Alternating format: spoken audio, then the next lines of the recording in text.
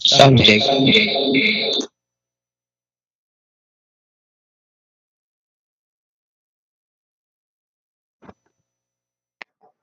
Subject.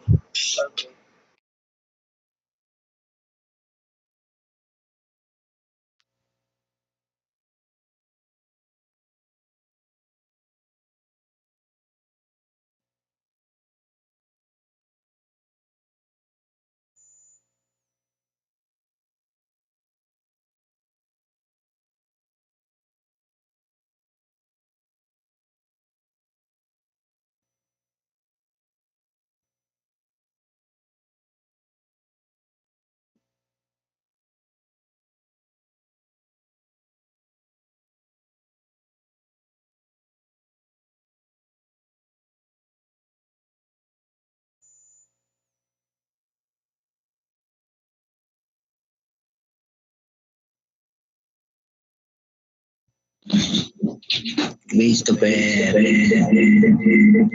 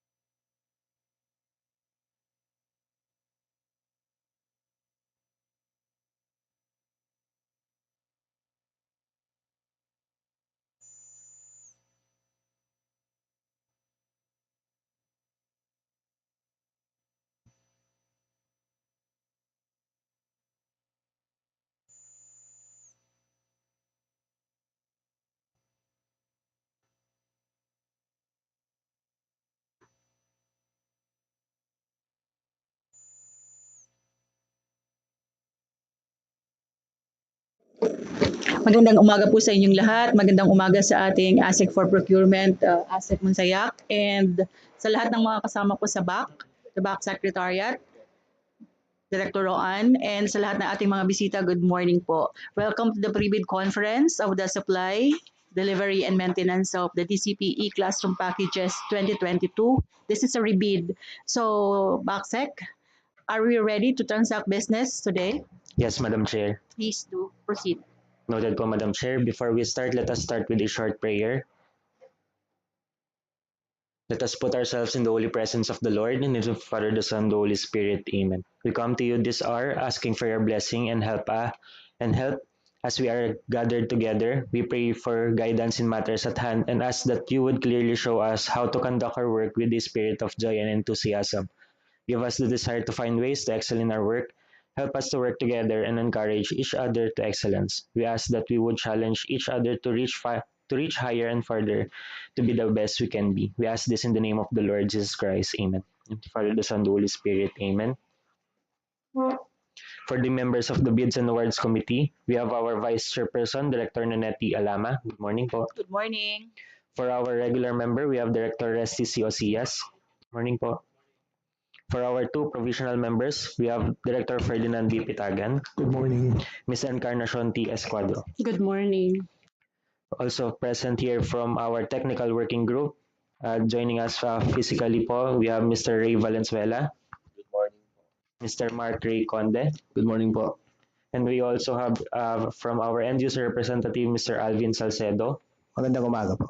And joining us virtually, one of the technical working group, Mr. Ramil Santillan.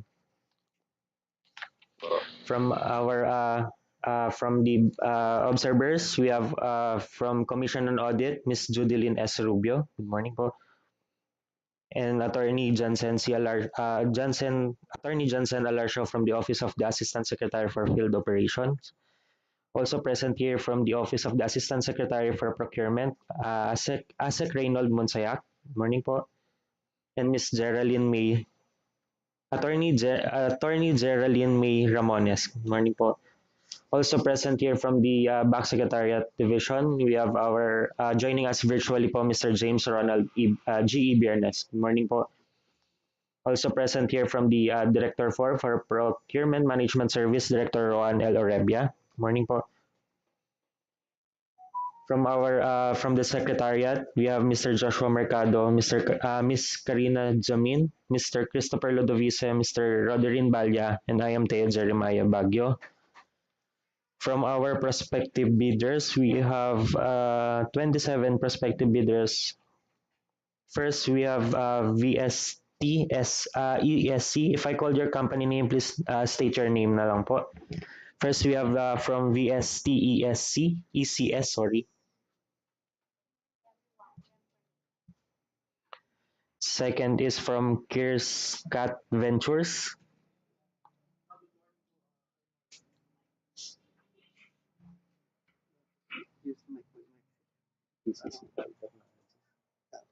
Next po is from PCCI Technologies.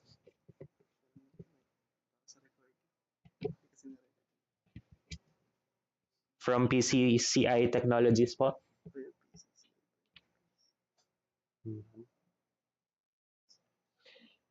PCCI Technologies.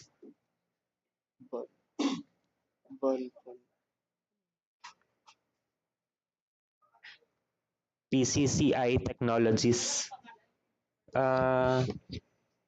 Mr. Val Fontano. Sorry. Dell Technologies. Sorry. Ayan po, from Dell Technologies. Next po is from Red Dot.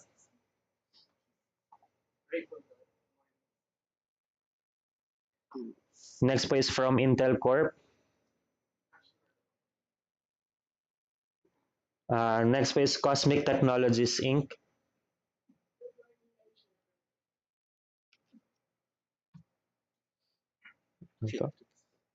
Next po is from Citrix General Merchandise. Or Colonwell Trading.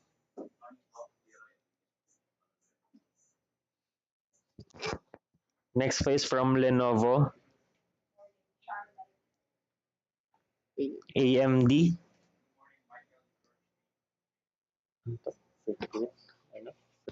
Next po is from Freak or Freak IT Solutions.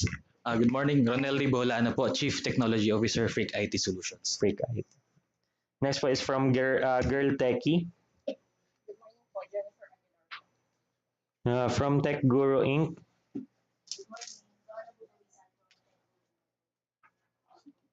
From Columbia Technologies Inc. Good morning, Paul Cortez.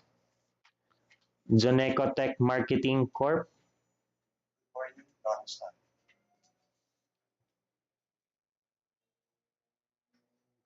Next po is from Advanced Solution.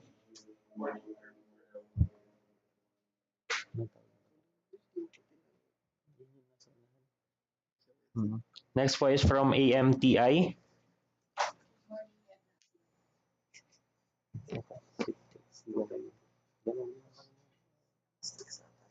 Next po is from Citrix Computer Corporation.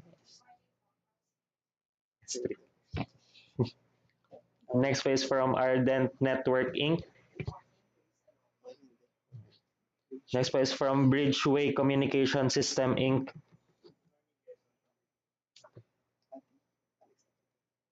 Next po is from Annex Digital Inc.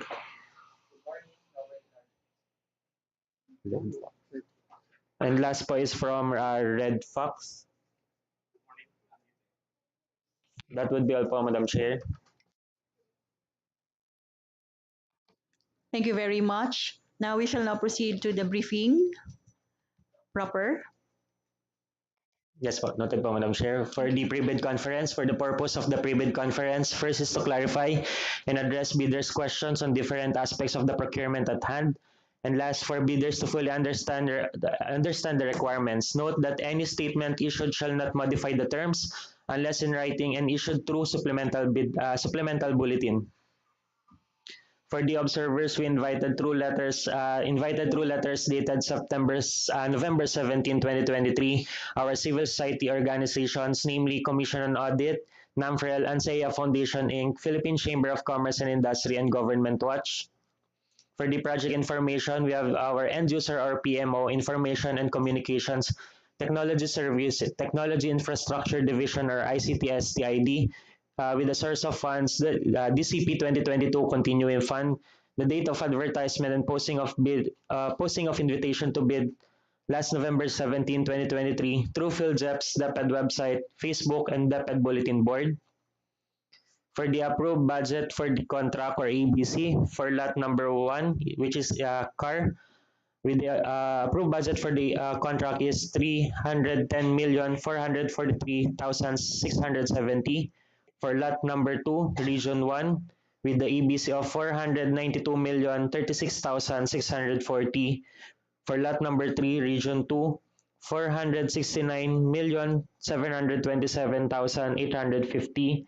For lot number 4, Region 3, with the EBC of 643,961,870. For lot number 5, NCR, 282,953,770.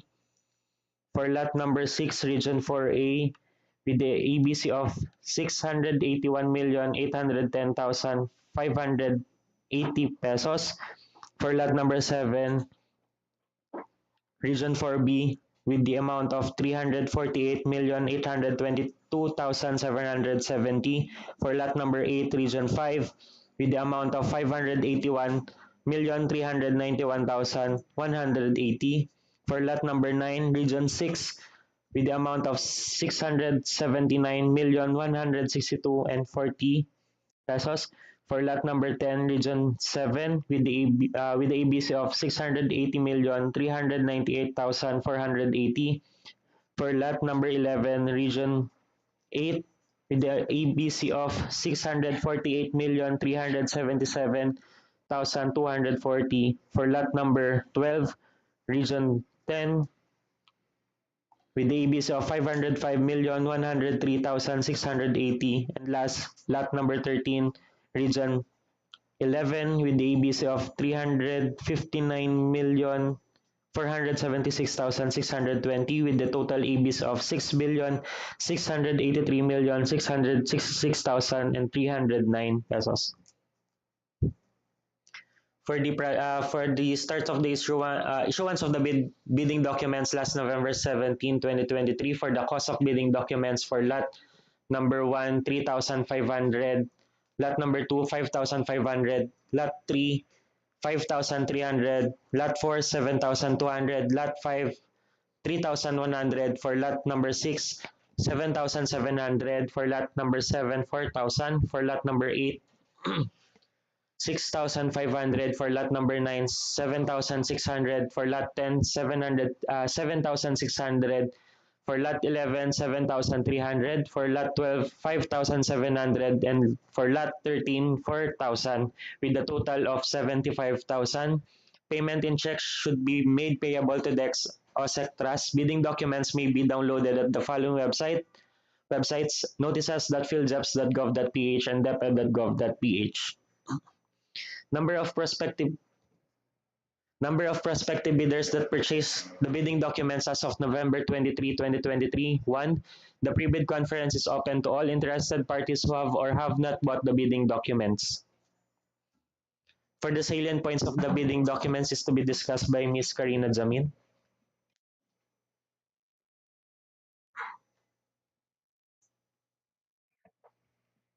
Prospective bidders should have completed within a period of 7 years, immediately preceding the deadline for submission of bids, single largest completed contract (SLCC) similar to the contract to be bid and the value of which adjusted, if necessary, by the bidder to current prices using the Philippine Statistics Authority Consumer Price Index.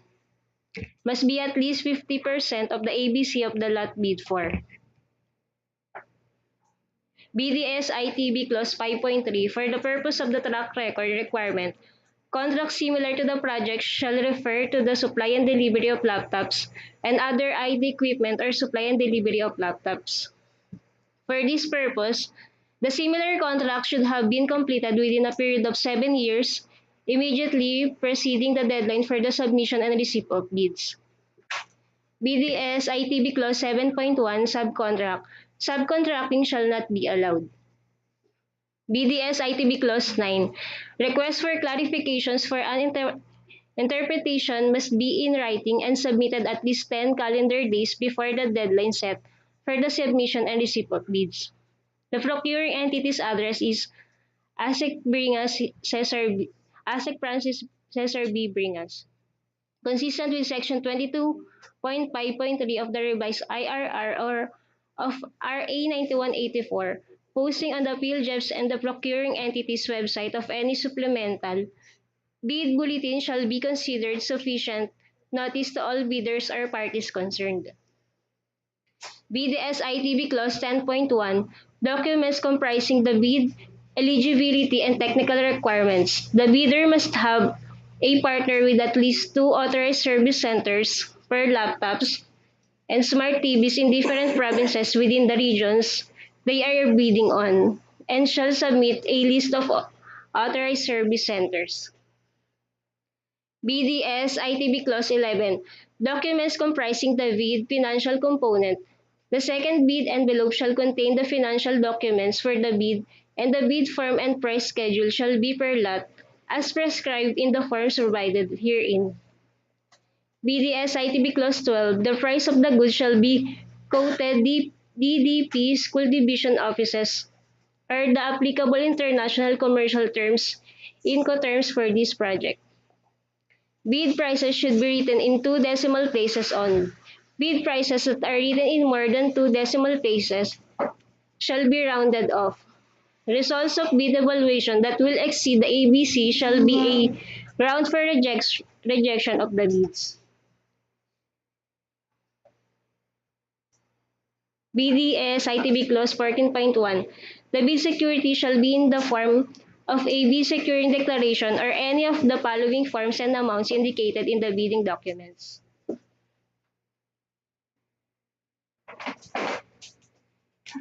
BDS ITB Clause 14.2, bid securities other than a bid securing declaration shall be turned over to the DepEd Cash Division for custody. The bid securing declaration shall be under the custody of the BAC Secretariat. Bid security shall not contain any deletion, crossing out, expunction, or any form of correction. Otherwise, DepEd may reject such security if any such intercalation, superimposition, or alteration affects any material information or feature of the document. BDS ITB Clause 15. Bidders shall enclose their original eligibility and technical documents in one sealed envelope marked original technical component and the original of their financial component in another sealed envelope marked original financial component. In addition, the bidder shall submit a copy of each of the technical component and the financial component, hard and soft copies, of their bids in separate envelopes respectively.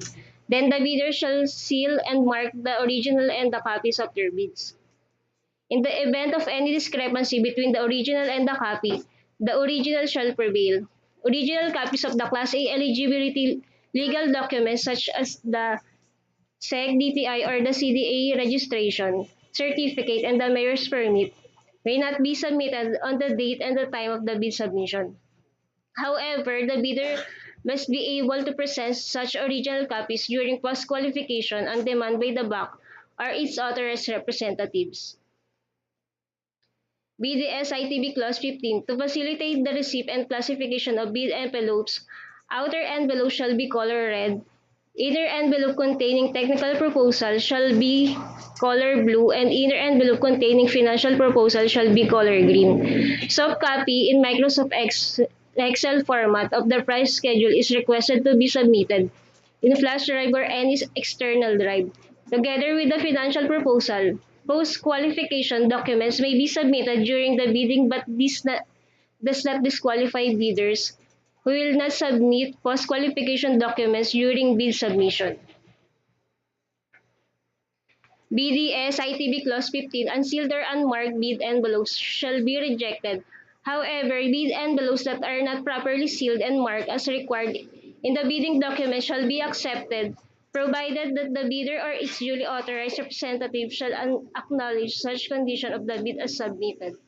The bank shall assume the responsibility for the misplacement of the contents of the improperly sealed or marked bid or for its premature opening.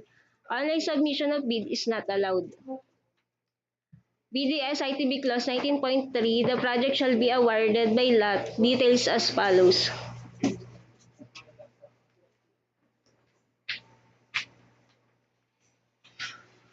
BDS ITB Clause 19.5. The computation of prospective bidders NFCC must be at least equal to the ABC to be bid, calculated as follows. NFCC current assets minus current liabilities 15 minus the value of all outstanding or uncompleted portions of the projects under ongoing contracts, including awarded contracts yet to be started. The values of the domestic bidders' current assets and current liabilities shall be based on the latest audited financial statements submitted to the BIR. The purposes of computing the foreign bidders' NFCC, the value of the current asset and current liabilities shall be based on their audited financial statements prepared in accordance with International Financial Reporting Standards 20. BDS ITB Clause 19.5. If the prospective bidder submit a committed line of credit, it must be at least equal to 10% of the ABC of the lot or lots bid for, provided that if the same is issued by a foreign universal or commercial bank, it shall be confirmed or authenticated by a local universal or commercial bank. In case the NFCC computation or committed line of credit must be sufficient for all the lots or contracts bid, the NFCC computation shall be in accordance with the prescribed form. BDS ITB Clause 19.5. In case of a joint venture, the NFCC shall be computed based on the audited financial statement of the local lead partner, unless it is shown by clear proof that the other partners to be joint venture it is shown have infused capital investment to support the operation of the local lead partner to ensure compliance with the obligations under the contracts in this project, in which case the NFCC of the foreign joint venture of the minority partner of the joint venture shall be computed. For this purpose, the local lead partner shall be that person or organization, company identified in the joint venture agreement or in the letters of intent. For potential JV partners shown to be have the controlling stakes in the JV and who must be registered as a Filipino domestic company or business entity. For easier reference, participating JVs or prospective JV partners must indicate their JVAs or letter of intent, the local lead partner appointed by them. BDS ITB Clause 20.1 within a non-extendable period of 5 calendar days from receipt by the bidder of the notice from the bank that is submitted, the LCB, the bidder shall submit the following requirements: latest income and business tax returns, printed copies of the electronically filed income tax and business tax returns with copies of the respective payment confirmation forms for the immediately preceding calendar tax year for the authorized agent bank. Only tax returns filed and tax paid through the BIR electronic filing and payment system shall be accepted. Note, the latest income and business tax returns are those within the last 6 months preceding the date of bid submission. BDS ITB Clause 20.1, a certification from the brand and product manufacturer shall be provided confirming that the proposed brand and product parts will be available and serviceable for at least 5 years after delivery and acceptance of the goods. Units must be brand new and model must be current and not in end of life, as reflected in the current product line found in the manufacturer's official website or official product. Brochure or similar literature in the manufacturer's certificate issues for this purpose. All equipment, markings, user manuals, and electronic copies must be in English. The bidder must partner with at least 2 authorized service centers for laptop and smart TV in different provinces in the regions they are bidding and shall provide the following: signed notarized contract agreement between the bidder and authorized service partner, a valid and current business permit of the service center, authorized service center's contract details. All equipment, components, laptop charging, storage card, smart TV, external hard drive, and wireless router should have a waterproof 1 by 1 inches size sticker bearing the DepEd logo. DepEd will provide placement and design of the sticker and other appropriate licenses and permits required by law and stated in the BDS. BDS ITB Clause 20.1, during the post-qualification upon demand by the BAC or its representatives, a bidder with the lowest calculated bid shall be able to present or submit documents to verify or support its statement of ongoing and or statement identifying its completed contracts, which may consist of the following appropriate and clear duly signed contracts, purchase orders, agreements, notices of award, job orders, or notice to proceed with the corresponding duly signed certificate of completion, delivery, receipt, inspection, and acceptance reports, certificates of final acceptance, or official receipt. For validation purposes, original copy of Class A eligibility documents must be submitted. BDS ITB Clause 20.1, during post-qualification, compliance of the goods offered within the requirements specified in this bidding document shall be determined including the following: as per Section 34.3 of the IR of RA 2184, verification of availability and commitment and or inspection and testing for the required capacities and operating conditions of equipment, units to be owned, leased, under purchase by the bidder for use in the contract under bidding, as well as checking the performance of the bidder in his ongoing government and private contracts, if any this ongoing contract shows negative slippage of at least 15% in any one project of a negative slippage of at least 10% in each of 2 or more contracts. As per Section 34.3 of the IRR of RA 9184, verification and or inspection and testing of the goods, products, after sales and or maintenance capabilities in applicable cases as well as checking the following. Delaying the partial delivery of goods amounting to 10% of the contract price in its ongoing government and private contracts. If any of these contracts shows the bidder's failure to deliver or perform any or all of the goods or services within the period specified in the contract or within any extension thereof, granted by the procuring entity pursuant to a request made, made by the supplier prior to the delay, and such failure amounts to at least 10% of the contract price or unsatisfactory performance of the supplier's obligations as per contract terms and conditions at the time of inspection. With the SITB Clause 20.1, if the bank verifies any of these deficiencies to be due to the bidder's fault or negligence, the bank shall disqualify the bidder from the award for the procurement of goods. In case of foreign bidders, a certificate of authentication from the Department of Foreign Affairs shall be required for each document submitted. The Class A documents or its equivalent that are written in foreign language, translated to English, and duly authenticated by the appropriate Philippine Foreign Service establishment, post, or the equivalent office having jurisdiction over the foreign bidders' affairs in the Philippines. To facilitate post-qualification, the bidder at his opinion that submit in advance on the deadline for the submission and receipt of bids, above requirements and other documents required in Section 2, ITB 20.1. The envelope shall be placed in a brown envelope and marked ITB 20.1 documents, name of project, bid opening date, name of bidder. Failure to submit above requirements within the required time frame or a finding against the veracity of any such documents or other documents submitted for the project shall be a ground for disqualification of the bidder for the award and the enforcement of bid securing declaration.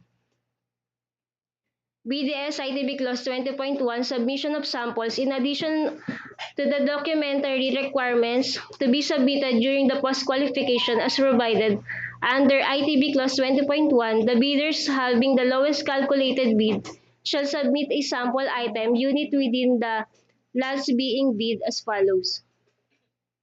Batch 2022-01 e-learning card package, 2 laptops, 2 mouse, 2 headset, 1 smart TV, 1 wireless router, 1 charging card, 1 external hard disk drive. Batch 2022-02 smart TV package, 1 smart TV, 1 external hard disk drive. BDS ITB Clause 20.1 Submission of samples. However, the bidder may provide a sample of better or superior quality, which, if accepted, shall be the reference for award, contract prospection, and eventual delivery. These samples shall be subjected to evaluation during post-qualification.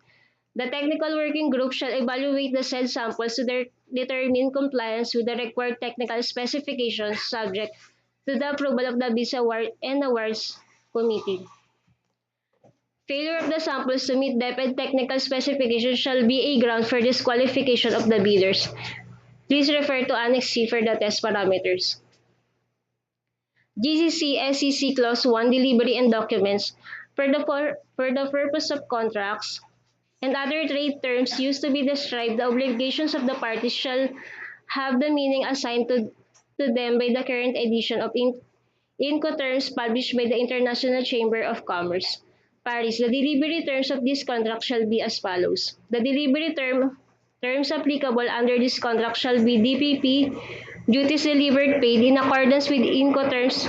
Recent title to the goods shall pass from the supplier to DepEd upon receipt and final acceptance of the goods at the designated delivery site, school division offices.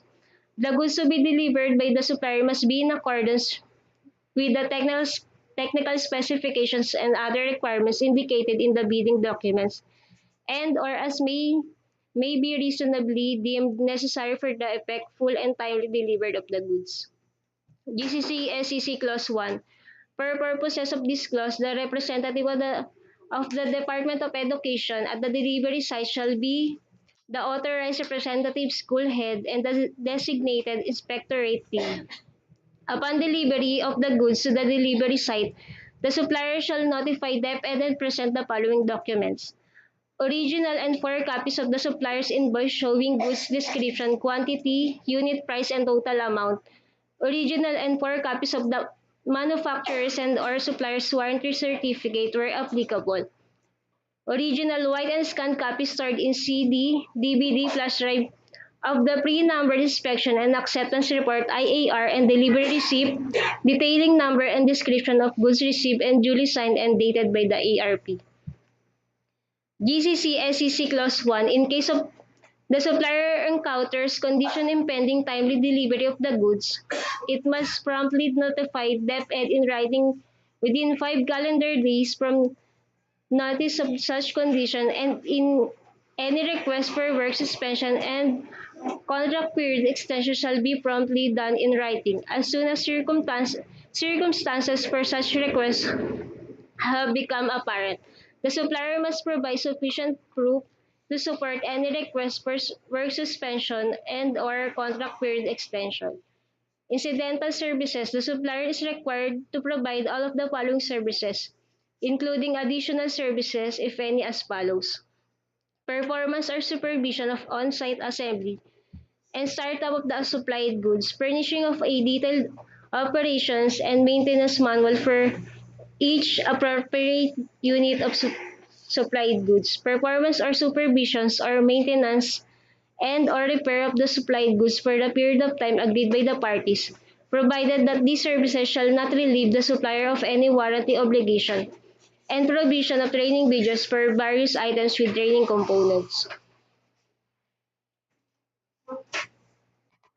For GCC SCC Clause 1, however, assembly and installation, startup, and or commissioning of items in cases where they are necessary shall remain to be the responsibility and for the account of the supplier, notwithstanding inspection and acceptance at its premises. In case of failure of supplier to do this, DepEd may call upon the supplier's warranty so that the assembly, installation, startup, and or commissioning shall be undertaken by DepEd. In any case, the supplier shall provide written manuals and tutorial videos for installation, commissioning, startup, assembly, use, and maintenance of the items delivered. Spare parts. The supplier is required to provide all of the following materials: notifications and information pertaining to spare parts manufactured or distributed by the supplier. Such spare parts as the DepEd may elect to purchase from the supplier, provided that this election shall not relieve the supplier of any warranty obligations under this contract. In the event of termination of production of the spare parts, advance notification to the DepEd of the pending termination in sufficient time for permit the procuring entity to procure needed requirements, and following such termination, furnishing at no cost to the DepEd the blueprints, drawings, and specifications of the spare parts if requested. The supplier shall carry sufficient inventories to assure stock supply of consumable spares for the goods that will be sustained for a minimum of 5 years from the date goods were procured. Other spare parts and components must be available nationwide and shall be supplied as promptly as possible, but in any case within 1 month of placing the order.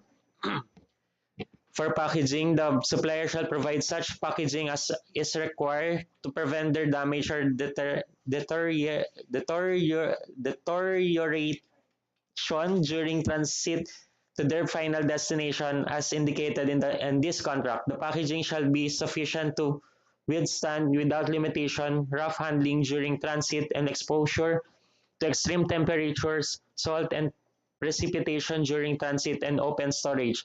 Packaging case size and weights shall take into consideration, where appropriate, the remoteness of the goods' final destination and the absence of heavy handling facilities at all points in transit. The packaging marking and documentation within the outside the packages shall comply strictly with such special requirements as shall be expressly provided, including additional requirements, if any, specified below and in any subsequent instructions ordered by DepEd. For insurance, the goods under this contract shall be fully insured by the supplier in a freely convertible currency against loss or damage incidental to manufacture or acquisitions transportation, storage, and delivery. The goods remain at the risk and title of the supplier until their final acceptance by DepEd. For transportation, transport of the goods shall be arranged by the supplier and related costs shall be included in the contract price. DepEd accepts no liability for the damage of goods during transit. Risks and title to the goods will not be deemed to have passed to the DepEd until its receipt and final acceptance and final destination through its authorized receiving personnel. For intellectual property rights, the supplier shall indemnify DepEd against all third-party claims and infringement of patent, trademark, or industrial design rights arising from the use of the goods or any part thereof. For GCC SCC Clause 2.2 Schedule of Payment, the method of conditions of payment to be made to the supplier through the government disbursement procedures within 60 days after the date of the acceptance of goods at the project site and upon submission of the documents under this contract shall be as follows. For advance payment, an advance payment not exceed 15% of the contract amount shall be allowed and paid within 60 calendar days from the signing of the contract. An irrevocable letter of credit or bank guarantee of an equivalent amount must be submitted and shall remain valid until the goods are delivered and accompanied by a claim for advance payment. For schedule of payment, for the initial progress payment, a minimum of 25% of the contract price shall be paid to the supplier upon delivery of at least 25% of the goods and acceptance of the same by an authorized representative of DepEd. The supplier may submit a request for payment based on the progress report, which shall be attached to the progress billing and include the following: quantity of goods delivered based on the schedule of delivery and other relevant terms and conditions of the contract, duly signed delivery receipts, duly signed inspection and acceptance reports, including certification by supplier as approved by the duly authorized representative, DepEd representative, that the goods have been delivered and or properly installed and commissioned in accordance with the contract.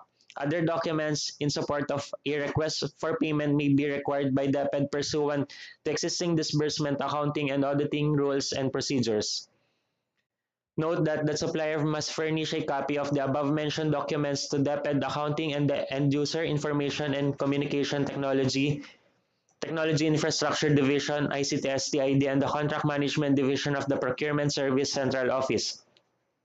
Payments shall be subject to the warranty provision in any form, either retention money in an amount equivalent to 3% of every progress payment of the contract price, or a special bank guarantee in the amount equivalent to 3% of the contract price as provided under Section 62.1 of RA 9184 and its revised IRR.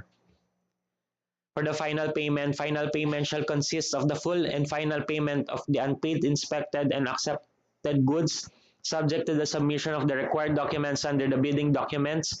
Release of retention money shall be at the expiration of the warranty period or the remaining amount in case it has been utilized pursuant to the warranty provision. For SEC Clause 3, performance security shall be posted in favor of DepEd and shall be forfeited in the event it is established that the supplier is in default or any of its obligation under the contract. The supplier shall be responsible for the extension of its performance security and or renewal of its performance security whenever necessary and without need of prior notice or instruction from DepEd to ensure that it is in force and effect for the whole duration of the contract delivery period and until a certificate of final acceptance is duly issued. Performance security shall not contain any deletion, crossing out, expunction, or any form of correction. Otherwise, DepEd may reject such security if any such intercalation, superimposition, or alteration affects any material information or feature of the document. For SEC Clause 4 inspection or pre-delivery inspection or PDI, where applicable for goods to be delivered shall be conducted by DepEd through the duly designated inspectorate team. The inspection or PDI shall be made upon notice to the DepEd of the readiness of the goods for inspection.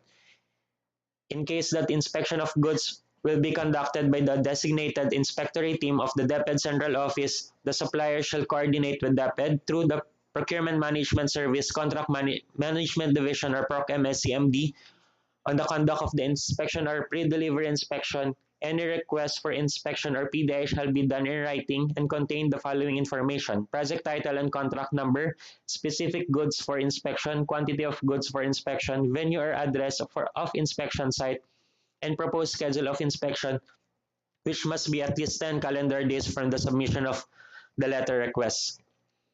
The request for inspection or PDI shall address to PROC-MS CMD and must be submitted through email at procms.cmd@deped.gov.ph. Pre-delivery and pre-implementation conference, if applicable, shall be conducted prior to the inspection of goods by the designated DepEd Inspectorate team as may be necessary or applicable.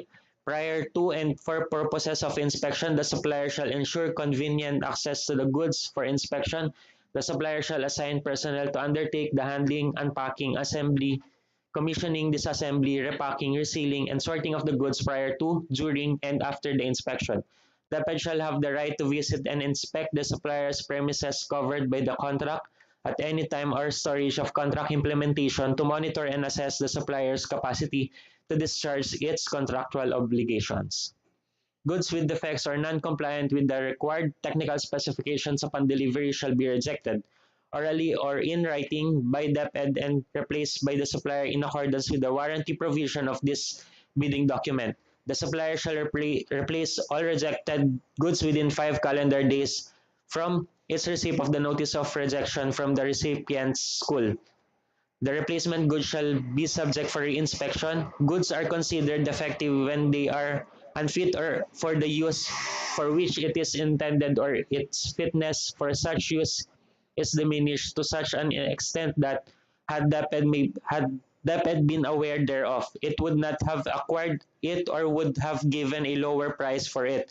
Defects in the goods can either be patent or latent. A patent defect is one that is apparent to the buyer on normal observation. It is an apparent or obvious defect. On the other hand, a latent defect is one that is not apparent to the buyer by reasonable observation. A latent defect is hidden or one that is not immediately determinable. For SEC Class 5 warranty, a 1-year comprehensive warranty shall be applied to the laptop batteries and optical mouse, and 3 years for the IT equipment package including networking peripherals, and for the operation and maintenance of all licensed software products. The said warranty period shall run from the date of the issuance of the certificate of final acceptance by the DepEd that delivered goods have been duly inspected and accepted.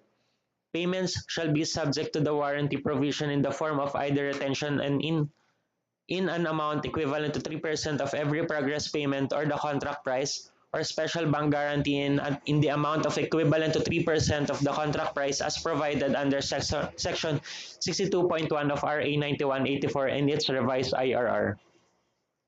Replacement and or repair of the goods may be requested within the aforementioned warranty period. Repair for the goods shall be within 3 calendar days upon claim or request thereof. Replacement of the goods, in case the goods cannot be repaired, may be effected within a maximum period of 7 calendar days. Replacement must be of the same branding specifications and shall be installed prior to pull out of the defective or unrepairable unit. In case the supplier opts for retention money, the amount shall only be released after the lapse of the entire warranty period, unless during the remainder of the warranty period, the retention money is substituted with a special bank guarantee as prescribed above. The special bank guarantee shall not contain any deletion, crossing out, expunction, or any form of correction. Otherwise, DepEd may reject such a security if any such intercalation, superimposition, or alteration affects any material information or feature of the document. For the annex to SCC, we have the after-sales report.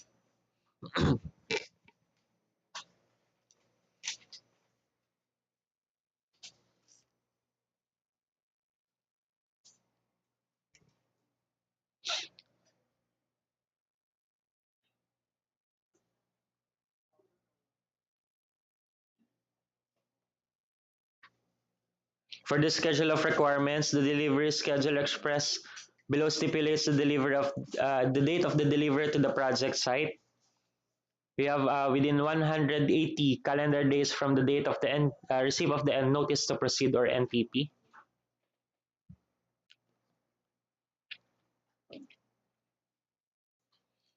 For contract duration, complete delivery shall be made within the contract duration stipulated above from the date of the receipt of the notice to proceed. Delivery sites, goods shall be delivered and inspected at the recipient school's offices. Delivery and receiving instruction prior to the scheduled delivery to the recipient schools.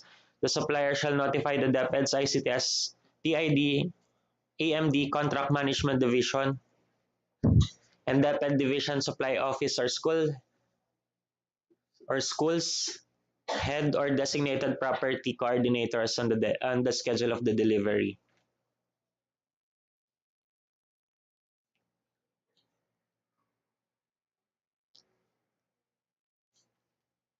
For the technical specification, bidder must state here either comply or not comply against each of the individual parameters of each specification, stating the corresponding performance parameter of the equipment offered.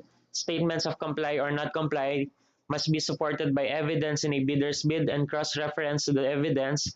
Evidence shall be in the form of manufacturer's unamended sales literature, unconditional statements of specifications and compliance issued by the manufacturer, samples, independent test data, etc., as appropriate. A statement that is not supported by evidence or is subsequently found to be contradicted by the evidence presented will render the bid under evaluation liable for rejection. A statement either in the bidder's statement of compliance or the supporting evidence that is found to be false either during bid evaluation, post-qualification, or execution of the contract may be regarded as fraudulent and render the bidder or supplier liable for prosecution subject to the applicable laws and issuances. For the technical specifications, general specifications, we will just run through for the specifications po.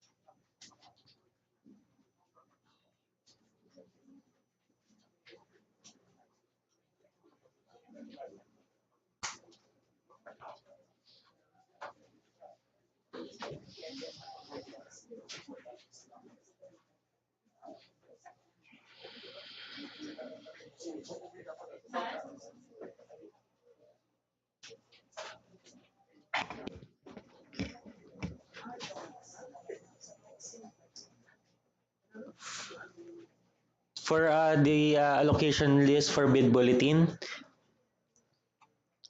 so here are the checklists for technical and financial documents. We have a Class A documents.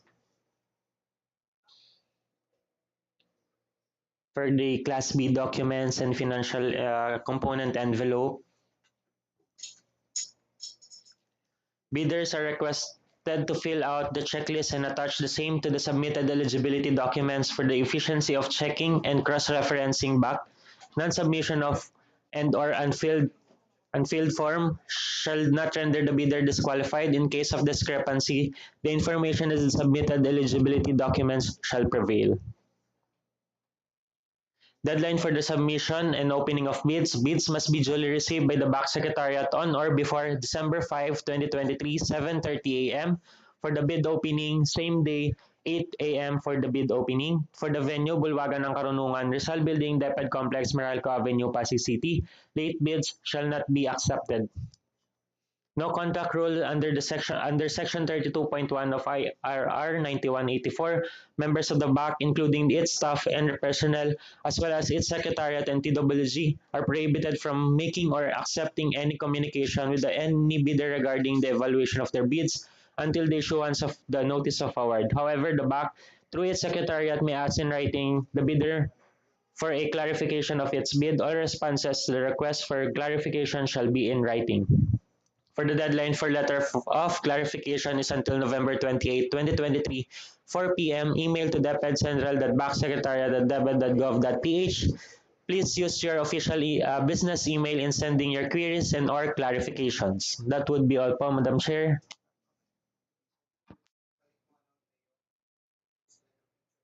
Yan. Yun muna.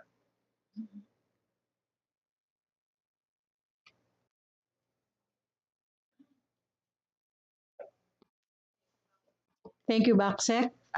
We shall now proceed to the open forum. If you have questions, kindly state your name and your company and shoot your question. Our team will be available to answer if we could. Thank you.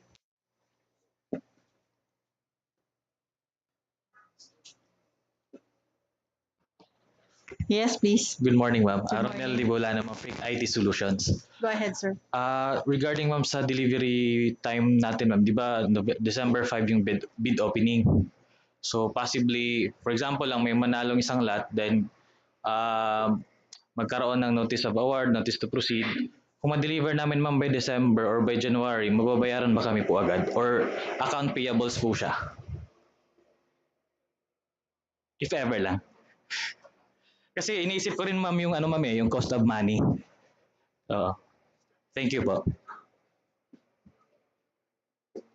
So anytime po ma'am na may complete na inspection and acceptance, for example January, may possible pong na mabayaran agad.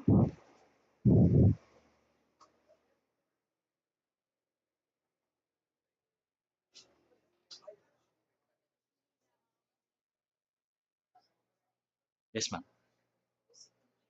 Or account payables po ba siya ma'am?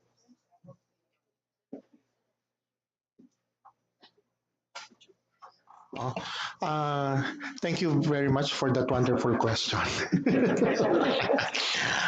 Ronel, ano to? This is a 2022 fund. Kaya nga hinahabol namin na before the end of the year, it should be obligated. It means to say when it's obligated, the money is already available. So I think we are in milestone payment. You would be given 15% for the upon award, and then the other would be parang 25-25. So once you complete the 25 next 25%, you could, and there's an acceptance from the ground, you could now bill for that 25%. So agad may funds. Kaya nga hinahabol namin to para ma-obligate natin yung funds so that kung sino man yung manalong bidder, ready na yung funds for payment. Thank you so much, Thank sir. you. Marami yata sir yung natuwa sa sagot po na yan, sir. Ngayon. Thank you po. Thank you.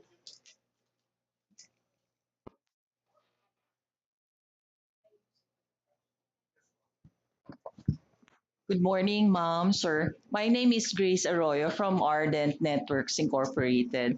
My question po is about the SLCC. Kasi can we reuse one SLCC to various lots? For example po, we bid for one lot, so compliant yung SLCC. Can we reuse that to another lot if we decide to bid on another lot?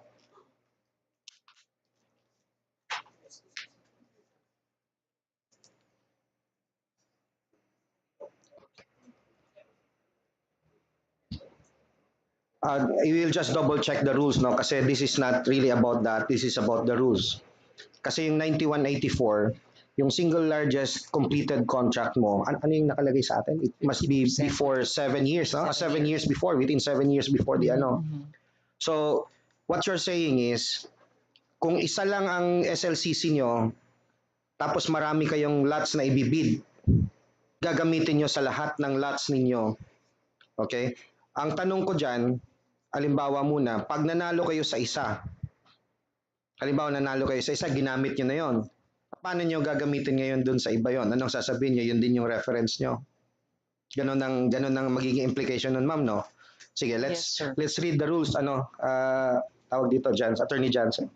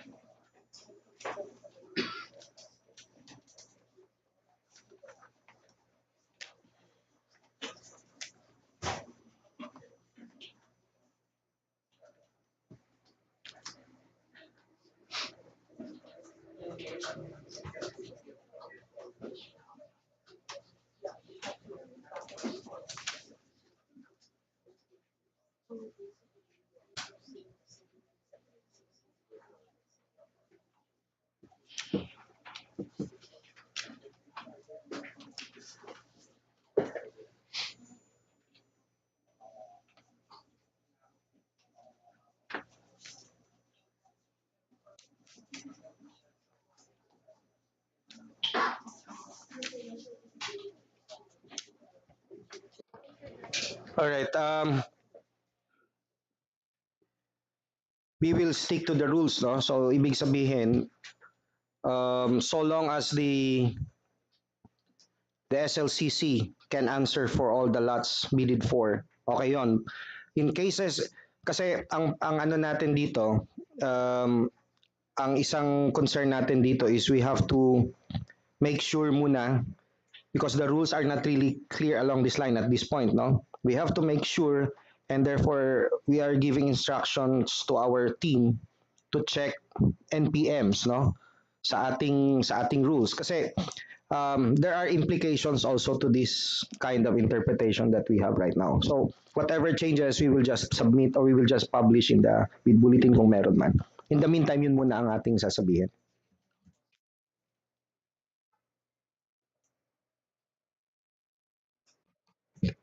Any more questions? Yes, please. Good morning, ma'am. Paul Cortez, Columbia Technologies. Regarding, ma'am, sa price schedule form, pwede pong i-request na pwedeng pa-indicate yung quantity for each item kasi nakalagay lang po yung quantity or total package. Wala yung quantity per item po. Noted. Thank you. Thank you po. Any more?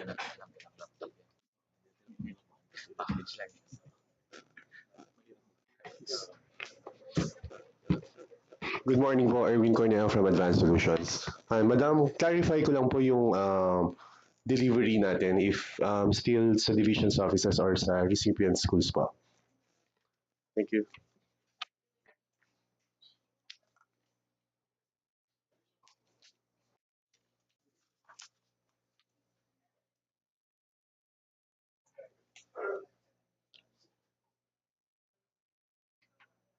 Sa baba.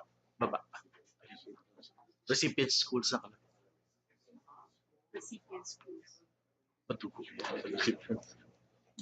That division offices. nagbago ba yung amount nito? I mean, kasama na ba sa costing yung delivery? Kasi baka hindi kasama sa costing yung delivery. Sakit niya.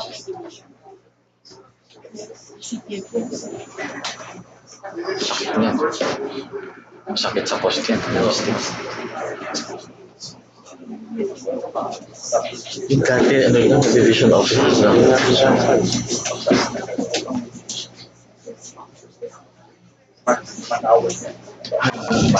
Good morning. The delivery now is directly to the recipient schools. As stated na po dun sa ano. Sir, follow-up questions lang. If ever, sir, maglalabas po kayo ng addresses for the recipient schools para... Yes. We'll include the list of allocations and the addresses of the target schools.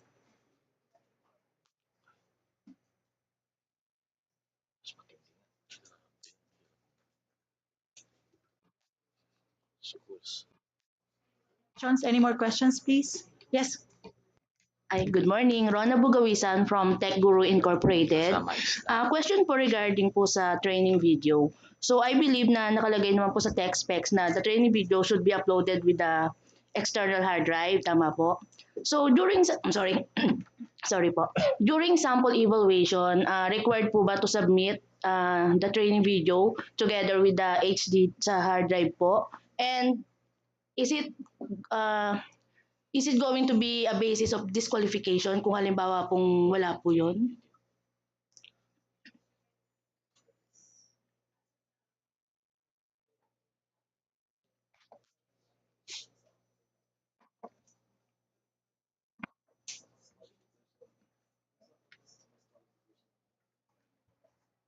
The training video will be part of the post qualification. As submitted po during sample Yes po. submission. So we can check the submitted videos during sample evaluation. Okay. Speaking of post-qualification, meron lang po akong gustong i-clarify. Halimbawa po, during bid opening, nag-submit po ako ng ISO which is valid.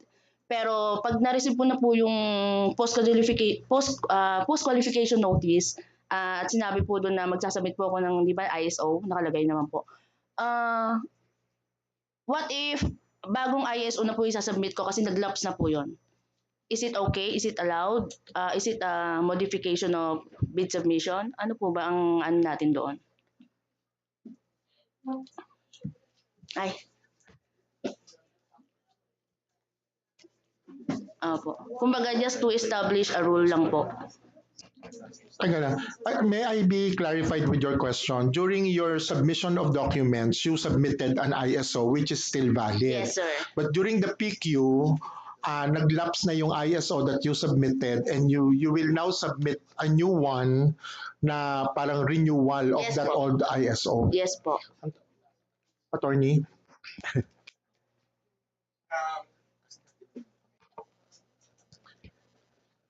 The issue in post-qualification is whether or not there are three things ang tinahanap doon.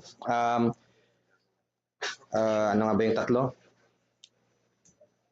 Yung tatlo. Veracity, authenticity, and validity on post-qual. So, magkaiba ho kasi ang hinihingi sa post-qual at hinihingi natin sa eligibility phase. Okay. Sa eligibility phase, yun yung mga nakita nyo kanina na Class A documents. No? Class A documents and Class B documents. Pag meron ho kayo nun, okay yun. Now, assuming ang sinasabi nyo, connected doon sa unang question, sa unang situation. Nag-submit kayo during eligibility phase nung ISO na valid. But somewhere along the way, nag-lapse siya. Now, pag hiningan kayo on post-qual, halimbawa nanalo kayo, there is a rule also that says so long as nakapag-submit on process na ang inyong anong tawag dito, renewal, at you can prove that it is already on process, that would be sufficient. Okay, pero hindi ho yung on post-qual wala ho kayong mai-submit. Ah, Oo, ha? Dapat on process na at lahat. yung Oo. application po for renewal or the renewed certification itself. Yun po. Okay. Yes, basta ulitin ko, importante at the beginning, napasok nyo, nasunod nyo talaga yung eligibility Yes, documents. Ha? Meron po akong last question. Sa technical specification po, can we flash po sa screen yung sa technical specification regarding proof of selling? Both, pero let's go to laptop first. Dito po kasi medyo hindi po masyadong malinaw kung paano po ba yung proof of selling. Is it going to be one proof of selling or each year proof of selling po for 10 years? Opo.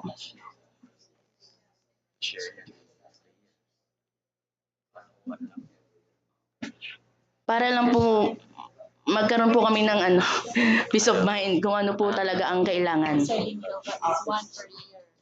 Individual per year. Per year or per... Ang Okay, let's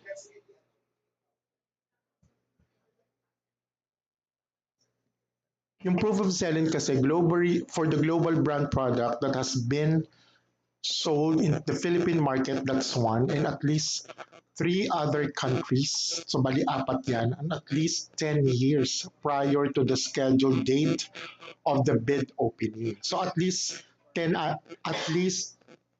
years. So hindi naman sinasabi na kailangang every year may proof of selling kayo. Ang kailangan lang, ma-establish namin that the brand has been in the market for the last or at least 10 years. I hope makareceive po tayo kami ng bid bulletin na nag-state po na at least one proof of selling within the 10 years or ano po ba? One proof of selling within the 10 years. Opo. At hindi ko kasi alam maintindihan kung ano yung ibibid bulletin natin eh. Ang sinasabi kasi namin dito is that that brand should be sold in at least 3 countries and the Philippines for at least 10 years. So ibig sabihin nun, if you're going to show us a proof that it's been sold in Korea, in Japan, whatever, for the last 10 years, isa lang yung kailangan namin doon. So what you need to produce to us are either purchase order, contract, official receipt, or sales invoice from those countries that your brand has been sold. Isa lang. 'Di ba? Yun lang yung kailangan para ma-establish lang that your brand has been sold in that 3 other countries and the Philippines for the last 10 years. So let's say nag-submit po ako ng sales invoice na nagsasabing 2013 or 2015, isa lang po. Okay na po? Isa lang, okay lang. Yun lang yung kailangan namin na Pero kung 2015 yun, hindi siya 10 years. So kailangan po 2013, 2012, 2010, 2011. Yes. Pabalik po. Oo, kailangan ma-establish namin na binibenta na yung product on those countries for the last 10 years. Oo. Okay po, sir. Last na lang po. Doon po sa TV kasi wala po yung proof of selling in the form of sales invoice. Pwede po nating ma-adapt na parehas na lang po sa TV at saka laptop. Kumbaga parang nag-end lang siya sa official receipt. Wala yung sales invoice kagaya po sa laptop. Okay. Thank you so much po. Yun lang po.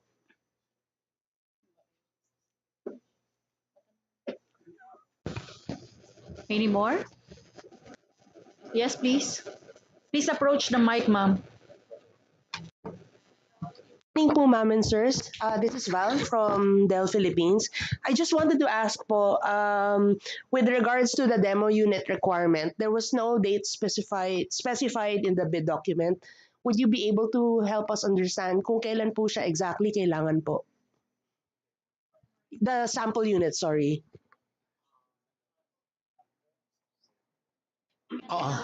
The sample units would be required during the post-qualification. Hindi po pwedeng ilagay yung date kasi yung proseso po ngayon, we will proceed with the detailed evaluation after which we could declare now the LCB. And after the LCB, it would be PQ. Kung sino man yung madideclare na SLCB, yung responsive bib, saka pa lang kami hingi ng sample sa inyo. So hindi lahat kayo ay magbibigay ng sample kung sino yung ma-declare na SLCB, yung most responsive. Thank you, sir. If we have, let's say, a bidder who will join several lots, do they need to supply for every single lot? Or pwedeng iisang set na lang po ng sample if, let's say, we bid 3, 5 lots? Isa lang. Okay lang. Isa lang. Oo, it's the same product anyway. Ayun, just a rejoinder doon sa receipts and other ORs and contracts, please provide us with all the pertinent information. Kasi minsan, naglalagay yung bidder, ang nakalagay lang yung pangalan, tapos kung magkano yung binili. Please provide us with telephone numbers, with address kung sino talaga yung customer nyo, etc. etc. para we could verify. Kasi doon kami nahirapan talaga, especially if it's overseas. So hindi naman mag-fly out yung TWG to verify the OR. So please supply us, especially the telephone number and addresses so we could verify. Yun yung medyo nahirapan sa evaluation. Thank you.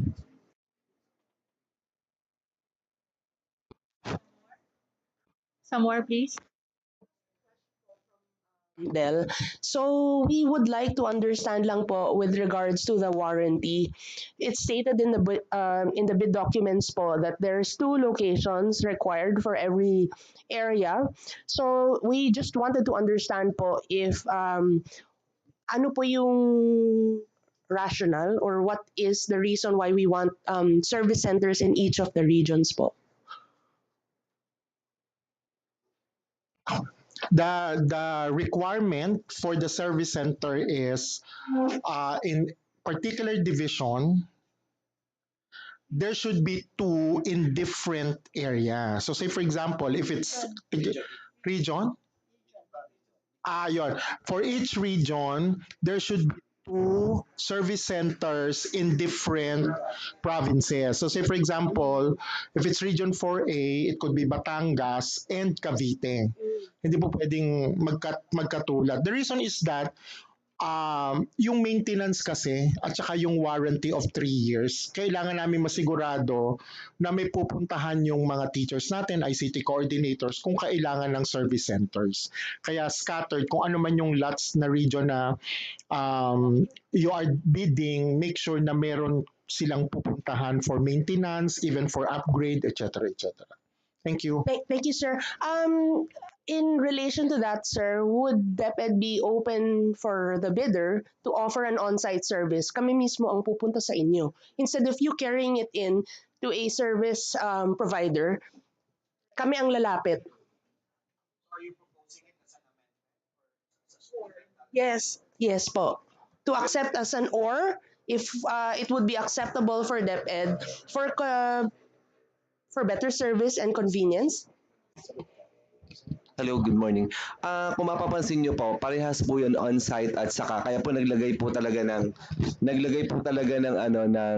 ng service center is that if in case na hindi po talaga puntahan, meron talagang pupuntahan. Kaya po yung provision po na 2 service center ay para po dun sa hindi agad mapupuntahan ng supplier. Kung face to face naman po, better po. Mas maganda nga po 'yun kasi at least ma-address agad yung query natin. It could be hybrid. It could be hybrid, but you need to give us also the list of your service centers. Hindi po pwedeng sasabihin nyo sa amin, hindi na kami magbibigay ng 2 provinces in that region na service. Kasi ano naman, ang provision naman namin every time you would call, we would let people go there. Kasi we need also that security that our teachers could go somewhere and log for maintenance and whatever services anytime. Consider that instead of the service center, can it be service Or on-site warranty, sir? Uh, it's the same question 'di ba? Pero kami talaga we prefer that there should be physical store where our teachers could, kasi based on our experience, mas better talaga na may pinupuntahan yung mga teachers kahit medyo sa ibang province. But if you could provide us with parang an on-site service, it's better. Pero we cannot, yes sir.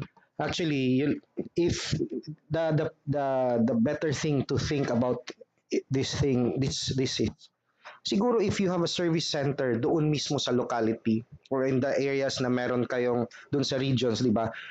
Mas mabilis kayong makapagpapunta ng tao doon sa kung saan may problema.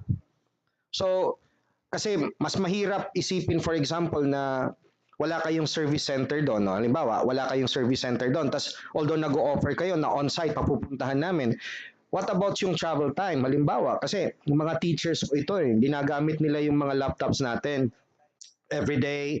So, ang point dyan, that is why we wanted na merong dalawa at least no in each region so that pagdating ng pangangailangan, kung meron kayong service center doon, pag tinawagan kayo, either magpapunta kayo ng tao or pupuntahan kayo, 'di ba? Ganun 'yon. So that is the rationale for that. Thank you, sir. Sir, just to follow up lang din po regarding your, sorry sir, I'm Cheryl from Dell Technologies. Sir, just to follow up lang on your statement, sir, on the travel time po for the teachers to go to the service center. Yung on-site warranty naman, sir, also has the same time po It's covered by SLAs, next business day, depende sa area po ninyo. So if you can reconsider lang po. Sorry, sir. Actually, sabi ko nga, ulitin ko no, if you have a service center in that area, una-una kasi who will travel? Ang presumption kasi natin dun sa parang ako lang maybe I could be wrong sa pag-intindi sa sinasabi mo. Ang presumption natin kayo lagi ang magta-travel. Kung saan may problema kayo yung pupunta.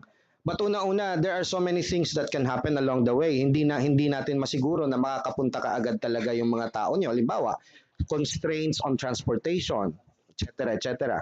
Whereas dito sa amin, yung sinasabi namin na at least may dalawang service centers dyan, for example, hindi makakapunta yung tao nyo, at least makakapunta yung teacher namin or yung gumagamit ng laptop namin. So either way, all the factors, at least man lang, yung factors na yon no, na-address natin. Kasi mahirap po na while you are offering something that is really on paper maganda talaga kasi kayo ang pupunta, the assurance is not there, no? Kasi hindi natin alam. Halimbawa, nangangailangan kami ngayon, nag-bug down ng aming 10 laptop. Where do we go? We have to wait for somebody to come over. Ganun yon. Now, where will that person come from kung wala kayong service center? Halimbawa, nandito sa Manila pa manggagaling yung tao. Along that line lang ho, ma'am, tinitingnan namin yung mas advantageous to the government, no? Remember, this is the reason why there is a procurement kasi advantageous to the government dapat ang ating contract. That is why for us, having two service centers in different areas of the region is advantageous to the government for the purposes that we are doing this, no? For the purposes na inaano namin itong procurement na ito. Para lang po maintindihan niyo yung context ng field ako po ay galing sa field. I've been to different remote schools and meron akong 2 schools na nahawakan na wala talaga internet connectivity. So pag nung the last time na nag-bar down yung mga computers, kailangan naming iluwas sa bayan para lang makasagap kami ng connection at ma-report namin. Yun yung una na kasama pa yung satellite doon we requested for maintenance. Umalis na lang ako sa school, walang dumating na tao. So, yun yung dinakatakot namin. Kaya hanggat maaari, we wanted a physical store so that automatic, kung hindi man pwedeng doon pumunta yung personnel ninyo, our teachers could really go there and then have the equipment check. Kasi madali lang pong mag-promise, pero lalo pa pag ang pupuntahan ay mga remote schools na, hindi na talaga siya napupuntahan. And it's also difficult for us to connect with you, especially kung wala kaming mga internet connectivity. So sana po maintindihan niyo po yun. We are talking about the last mile schools here kasi walang problema sa mga nasa syudad. Madali lang yon. Pero pag nandun kayo sa mga bundok, mahirap yung puntahan. Thank you.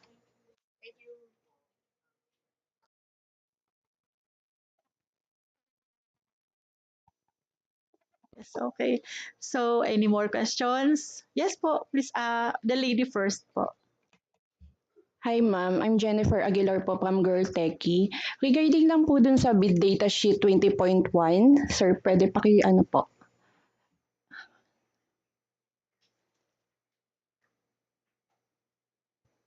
Yan sa G po. G. Mag-inquire lang po sana regarding dun sa other appropriate license and permits required by law and stated in the BDS. Usual po kasi ma'am, ang sa BDS lang po, ang sinasubmit is mayor's permit, SAC, FS, and tax clearance. Yun regarding po dun sa required by law, permits required by law, ano po ba yung meaning yan ma'am?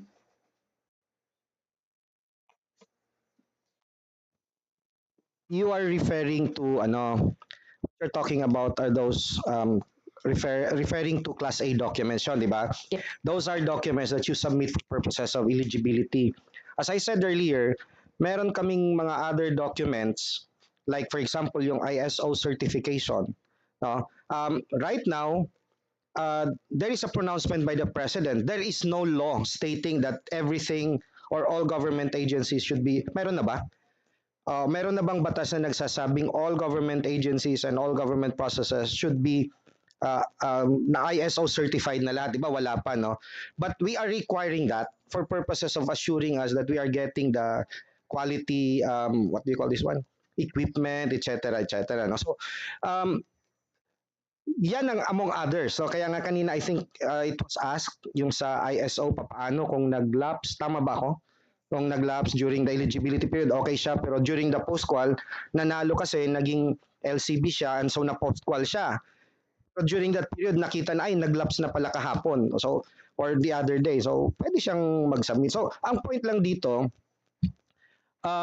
you must have this. You must still comply with this kasi this is for purposes of assuring us that we get the quality that we need from our bidders, no? Something. Thank you po sir. Pero regarding po kasi dun sa question ko sir na permits required by law, ano po ba yung mga specific permit na kailangan? Kasi di ba sir, meron tayong mga fire permit, OMB permit. Yeah, okay. Per experience namin sa last namin na, eto rin yata yun, ano? Eto rin. Meron kasing yung mayor's permit ba yun? I forgot already.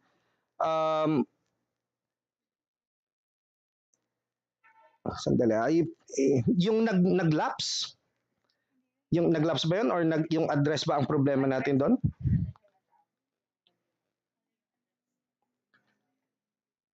Nakalimutan ko pero it had something to do with yung mayor's permit na isinubmit ay may problema. I think address yata yon or something. So, ang sinasabi kasi ng bidder doon, kung hindi ako nagkakamali, ang sinasabi ng bidder doon, ito sa mayor's permit. Nakakalimutan ko. Ang sinasabi ng bidder doon, hindi namin kailangang isubmit to kasi nabigyan na kami ng PhilJeps registration. Parang gano'n, no? Tama ba ako? Walang sinubmit. Yun, wala palang isinubmit kasi ang sinasabi nila, nabigyan na kami ng PhilJeps registration and the PhilJeps registration says it can be taken in as a substitute, parang gano'n ang interpretation nila. But then again, ang problema doon, if you read the law, it says that, but there is a colatilia at the bottom. May sinasabi doon, as provided under 4.4 ba yun, Attorney Johnson? 4.2.2 something doon sa IRR. So meaning, hindi pwedeng hindi ka mag-submit ng copy ng mayor's permit, etc., etc. ninyo kasi ano ang magiging basehan namin para sabihin namin na yung PhilJeps registration mo ay talagang totoo. Di ba? So, that is why I think that particular provision is there, no? Pag ni-require ng law, the IRR requires it. You cannot just submit the PhilJeps registration in lieu of this and not submit these other documents because we needed to check the veracity, authenticity of your submission. Thank you sir. Pero sir, paano kapag hindi naman po naka-indicate sa TOR yung hinanap like NTC po?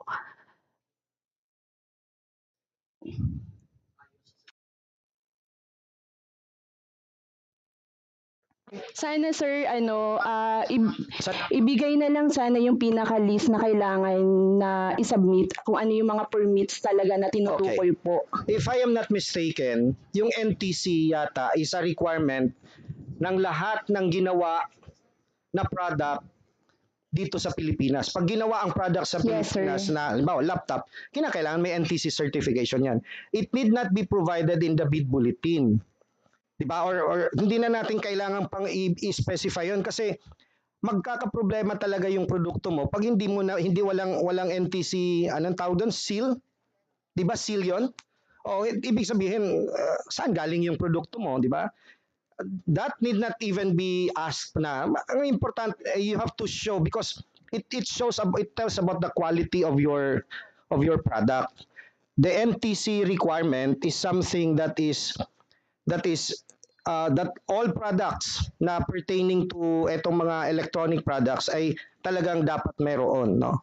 And that is a requirement by law. So How about OMB sir? Kasi required din po 'di ba sa mga supplier ng gadgets ang OMB.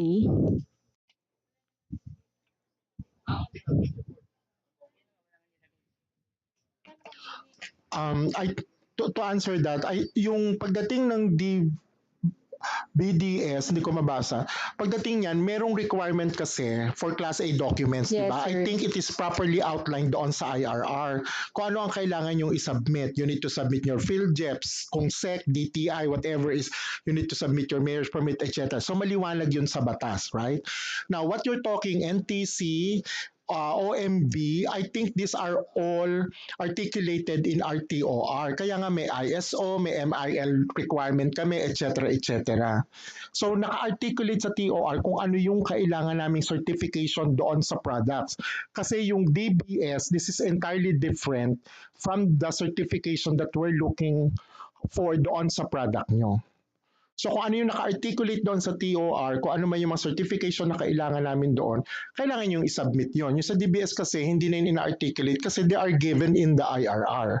Tama ba ako doon? Na-answer yung question mo, Iha? Okay, thank you. okay, ulitin ko lang, no, emphasize ko lang.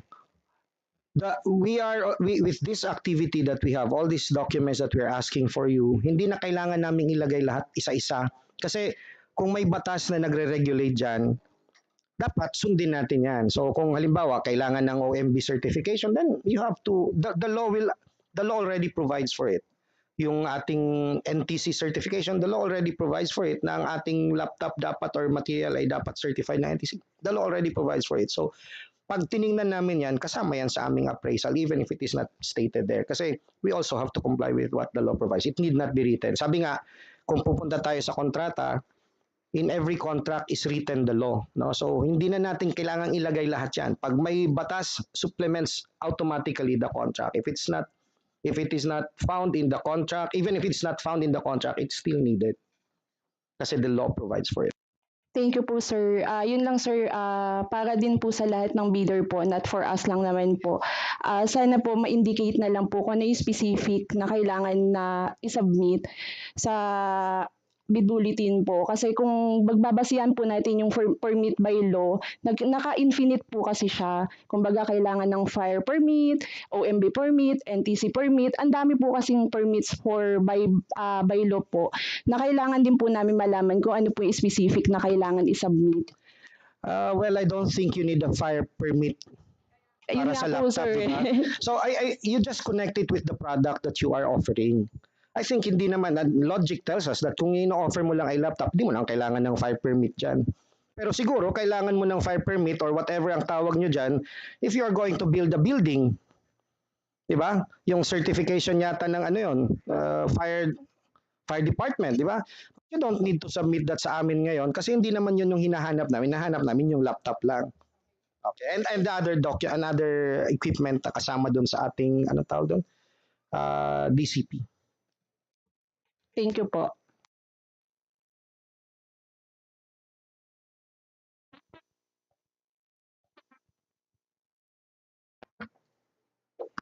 Hi, good morning. Ray Fulgar from Red Dot Imaging Philippines. Siguro first follow up ko rin doon sa tanong ni Miss Jen. Kasi for the NTC, we have the requirements for the international product and then for the local product. So sa international product, meron kasing may project before na naka-indicate na kailangan ng NTC for the I mean hindi kailangan ng NTC for the international product. Pero sa NTC regulated na lahat ng mga laptops na merong mga radio equipment required na merong NTC. Pero since hindi siya naka-indicate sa BDS, tawag dito, na-DQ yung bidder since hindi siya nag-submit noon. Pero yung item niya merong ay required ng NTC. So gusto na sana namin linawin yung regarding doon. Kasi pwede siyang maging basis for disqualification kasi hindi siya nag-submit pero hindi siya ni-required doon sa international product. And sa local product, re-required siya. So, yun lang po sana yung gusto namin linawin about doon. Sino may hawak noong? Can you flash the requirement for certification?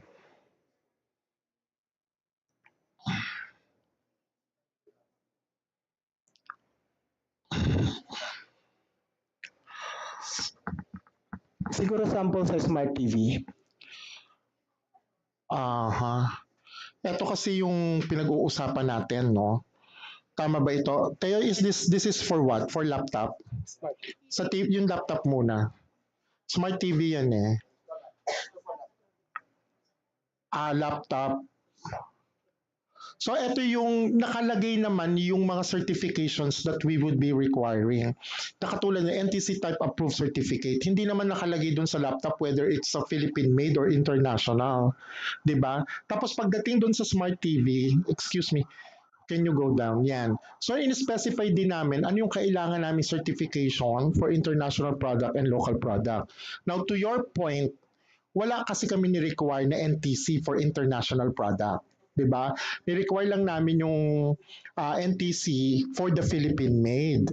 So since this is the TOR, I don't think we would disqualify you kasi if you're offering an international product na wala, kasi in the first place, hindi naman namin ni-require. Ito yung sinasabi ko, if we're going to revisit and read through our TORs, ano siya, very clear kung ano yung hinihingi naming certifications. Na-answer ba yung question? Or if you recommend we would take into consideration your recommendation that even if it's an international product, we could ask also for an NTC license certificate. Yes po. Yun po yung gusto ko lang pong linawin kasi naka-indicate po dun sa na required by law. So ang pinaka-question po talaga namin is kasi nangyari po to doon sa kabilang project. So na-disqualified yung bidder kasi hindi siya nag-submit kasi international yung product niya. So hindi siya nag-submit ng NTC pero since dahil doon sa naka-indicate sa yung kanina na-DQ siya kasi hindi siya nag-submit. Kasi yung product ay kailangan ng NTC.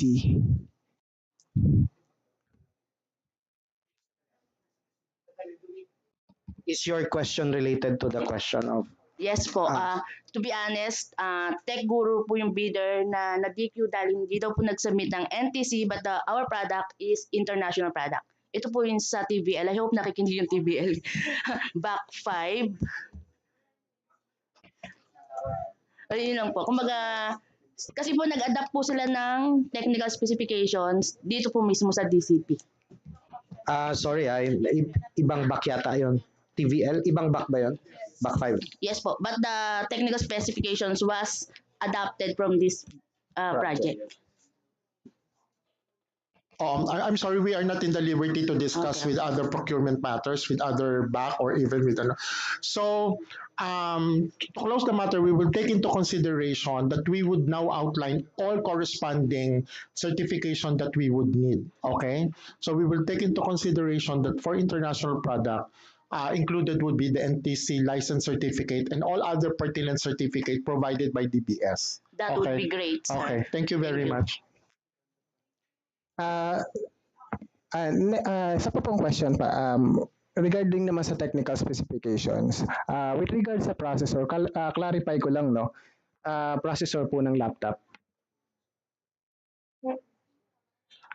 Based po sa mga previous project po kasi, kung mapapansin nyo po, sa yung pinakadulo, yung 4.2, it was 4.3 before. So gusto ko lang po clarify kung ito ba ay error or talagang nag-downgrade, nagkaroon po kayo ng sudden downgrade for the turbo boost frequency ng pangalawang processor na option. Thank you for your question. Yes, I think it was an error. The final specs for the turbo speed is 4.3 and we'll put it in bid bulletin.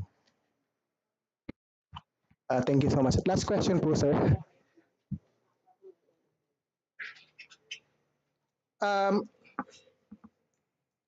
Doon naman po sa compatibility, no? Kasi nagbago rin po siya actually, nakalagay dito, to allow integration with the future technologies, the brand manufacturer must issue a certificate of upgradability on the following components. SSD, based on a requirement of 512 to 1 terabyte or higher, RAM based requirement of 8 gigabyte, total of 16 gig or higher. Tanong lang po, since yung requirements natin for the RAM is not expandable, so are we repairing na kailangan po yung offer nating laptop is hindi sa soldered yung RAM. So pwede po, ibig po sabihin, meron pong allocated na 2 slots for every laptop. And paano po natin ito mabe-verify during the sample submission? Kasi pwedeng mabilis lang po mag-certify na upgradable kayo. Pero gusto naming malaman kung pati mismo sa unit, required na kailangan 2 memory slots kasi hindi naka-indicate kung expandable yung RAM niya.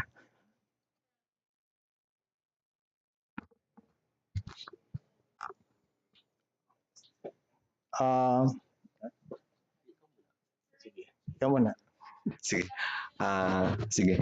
Siguro naman po ay lingid sa ating kalaman na tayo nasa DepEd. Kami po ay kailangan namin ng quality at good product. Ano po? Lagi po yung inuulit natin. Ano po? Sana hindi nyo kami bigyan ng mga substandard at saka yung mga qualification na kung saan ay magagamit lang for last 2 years. Kaya po yung si akin, question ni Sir, sana bigyan nyo kami ng mas better.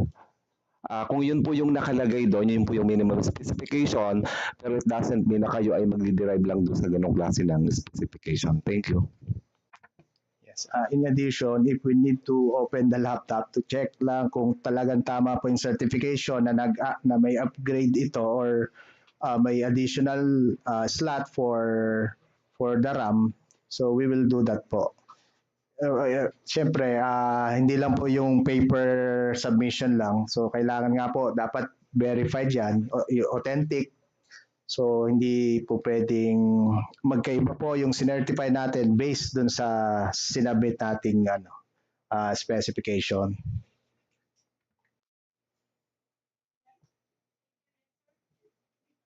Good morning po again. Regarding po ma'am dun sa eco-label, yung sa eco-label po kasi ISO 14024, COLA 1999 or ECMA 370 certified. So marami po kasing eco-label na per country ng origin.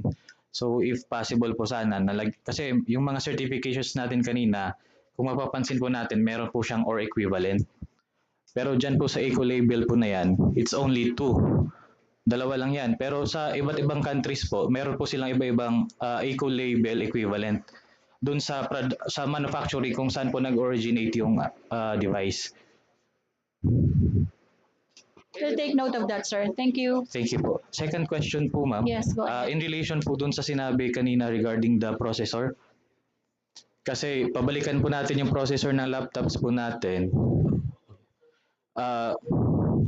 I don't know if everyone will agree ng mga suppliers, no? Pero I think the minimum is kung ano po to meron kasing dalawa, di ba? Merong Intel, merong AMD ng mga processors. Pero kung sa Intel po yan, or kahit nga sa AMD, medyo mahirap i-measure yung base speed po natin. Kasi parang kung sa Intel yan, 12 gen siya, so paano siya i-measure kung sa literature naman, walang nakasaad na base speed? Or meron bang specific na ginagamit na way para ma-measure yan, si DepEd?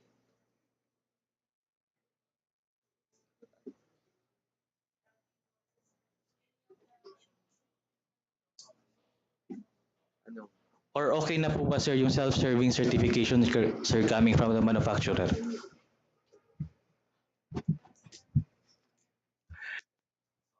Again po, yun po yung minimum namin. Pero sana hindi nyo po kami nga bigyan ng substandard. Ano po? Kasi nga po, yung sinasabi po nilang walang validation, sana yung po yung ibibigay nyo sa aming certificate ay sana ay totoo. Para at least hindi naman po tayo. Kasi ang nangangailangan po nito ay learners. Ano po? Yung learners natin, maybe in the future siya ay leader. So kinakailangan po namin na hindi naman po nagbigay kayo ng certificate, iba-validate pa namin isa-isa. We are trusting you because we need the quality of product. So sana, pag nagbigay po kayo sa amin ng certificate, making sure naman po na hindi siya self-serving. Kasi kapag self-serving siya, automatic nakikita din po namin self-serving. Sana bigyan nyo kami ng certificate na kung saan yung quality talaga at yung ibibigay nyo sa amin talaga ay quality ang product. Thank you.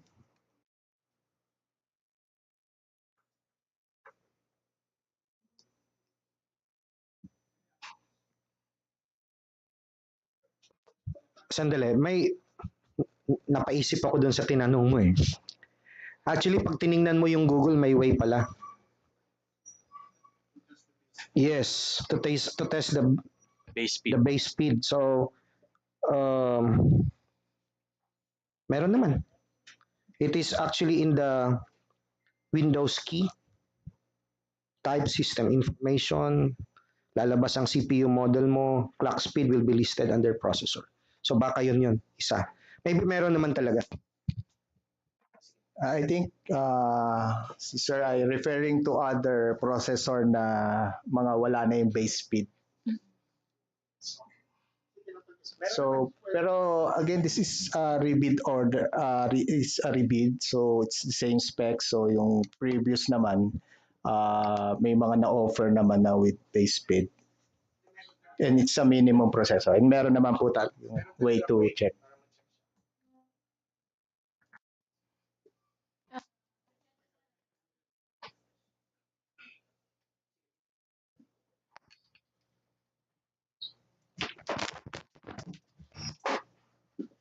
Yes, good morning, Madam Chairman. Ma'am. Yung regarding lang po sa tanong sa TV kanina, kasi sila ay nagre-require ng, if dalawa lang naman ang choice po, no?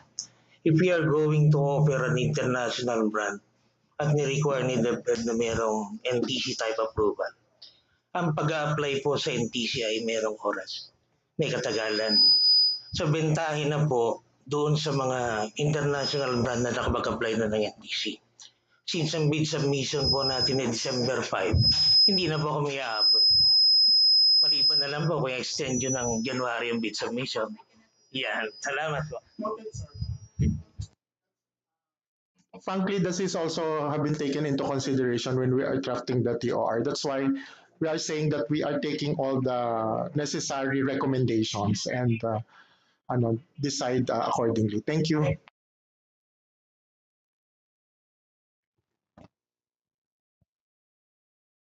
Good morning, Mr. Bullet of Infinite Poverty. I would like to ask about the military standard 810G. Dito kasi sa military standard natin, it requires 2 tests. Dalawang test po ang nire-required. So, is it possible na mag-submit lang ba kami ng isang test which is the draft test? Not including the IPS 68? Ayun sa tubig. Yes, opo. Importante din po sa amin yung tubig kasi tingnan nyo naman yung mga learners namin, yung ibang eskwelahan namin. Nasa bundok, tatawid sila ng dagat, tatawid ng ilog, dagat, or baha. So, importante din po sa amin yung sa tubig. Okay, thank you po.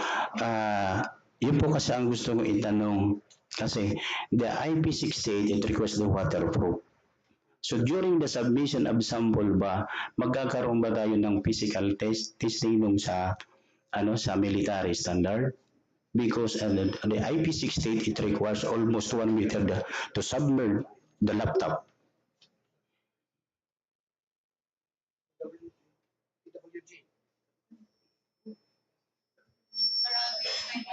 Of course, hindi na namin gagawin yon kasi we don't have the equipment and the guidelines kung paano itetest yung mga yan.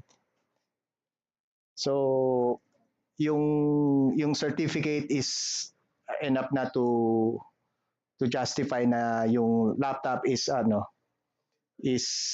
weather proof.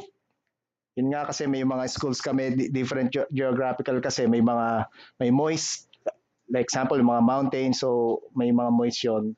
So if the laptop is certified, tested under the military standard, so enough na po yun. Pero to test po yung laptop na basahin po namin, hindi na po a requirement.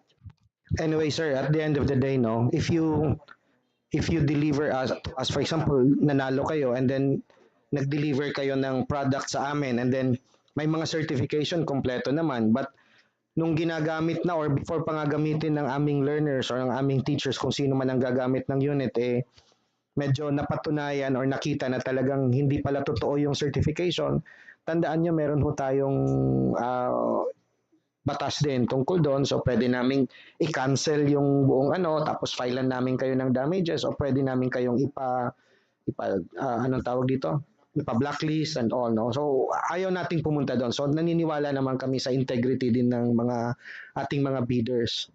So yun nga ang sinasabi ng aming technical working group, we may not have the capacity to test yung sa IP68 kasi ay pwede naman naming ilubog sa batyayan o di kaya sa isang malaking tubig, no? Malaking lalagyan ng tubig, ilulubog namin yan, pwede rin yon, di ba? Pero syempre, uulitin ko, we trust your integrity as a supplier kasi ayaw nyo namang, in the end, business name nyo yan eh. So, business nyo yan, integrity. So, we trust your judgment.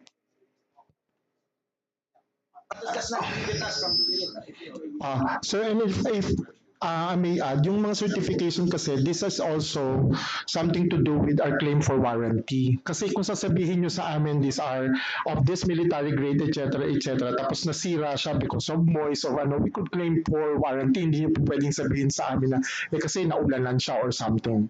Kasi nga military grade yung kailangan namin. And thank you, sir. By the way lang, no, ang nakalagay dyan, military standard 810G. But of course, yung H is higher, no? H is higher. So hindi namin sinasabi na military standard G lang talaga siya, ha? It can be higher kasi may mga bago silang tests na kinakandak at ina-upgrade din nila lagi yung kanilang standards.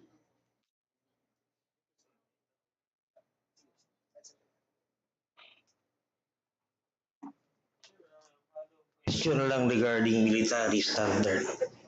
Kaya po kami nagtatanong, kasi ang military standard, makapal po yan eh, dahil it's a military grade. Itong requirement po natin manipis. Tinitignan namin yung compliance kasi kung i-comply namin yung specs ngayon, hindi po kami papasa sa military grade because military grade laptops are being used for combats. Samantalang ito academic laptop. So how can we comply if we will offer a non-complying military standard based on just a certification? But yung actual po talaga, iba po yun dahil mamahalin talaga yung military standard. Ang weight po niya nasa 3 kilos. Makakapal. Mabibilis. Sinasabi lang naman ho namin, yun ang kailangan namin. Ngayon, kung magbibigay ho kayo sa amin ng ganon, kasi nga, mas advantageous sa amin, tanggapin namin yun. Oo, di ba? Pero ang point lang ho dito, hindi ho kami pwedeng magsabi na, there are suppliers naman na nakaka-provide naman kung ano yung hinihingi namin eh. So, kaya nga ho, competitive bidding to. Kung mas maganda ang product mo at sakto yung presyo, then we get the product, di ba? So, if you think you cannot comply with the standards, well, that is why this is a competitive bidding again. No? Whoever can comply with our requirements will win. Yes, sir.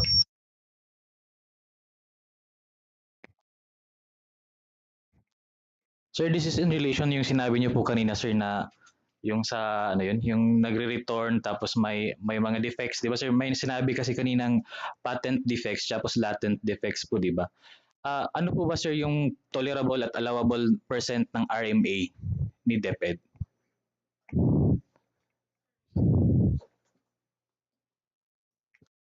Bago po mag-impose ng penalty si DepEd if ever.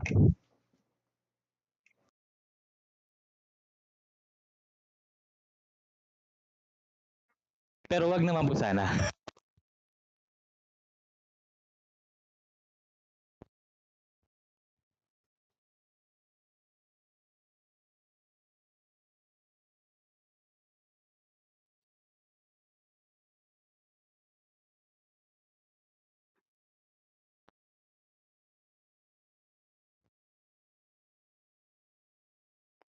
For example, sir, kada isang 1 in every 100 po ba, medyo okay pa yun? Or every, ganun? Kapag mayroong isang laptop na nasira in every 100 na binabalik, ibig sabihin hindi pa po kami mape-penalize? Or every, kasi kapag dumami na yan, parang may problema sa unit or something.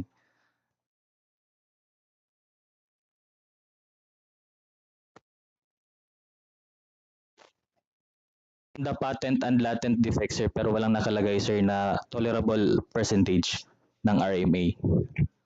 Zero. Actually, sa totoo lang dapat wala. But if you look at what we were sa BDS natin, di ba? May nakalagay doon kanina na pag may nakitang may problema, before i-pull out dapat palitan na muna. Di ba naalala, nakita ko kanina doon Service unit. Oo. So may service unit kagad kayo. Hindi naman namin sinasabing ano, pero talaga sa totoo lang dapat wala. Walang problema lahat ng ibibigay nyo. Dapat nga tinatanong yun eh. Oo. Kasi hindi naman talaga dapat tatanggapin yung mga ganong ano. Dapat wala po, sir. Remember, para ito sa ating mga kabataan, ha? Please. Oo. Ayun nga, a rejoinder kasi we required also a stock of your service unit. So kung ano man yung ipo-pull out, dapat pinapalitan ng suppliers. Pero in line with that, we would study kung ano ba yung reliability and validity quotient of the population. Sige, thank you.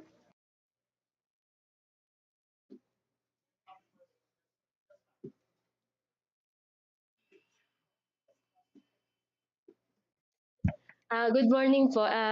This is Sheila from Cosmic po. Tanong ko lang po kung alam po ba yung two accumulated contracts for SLCC?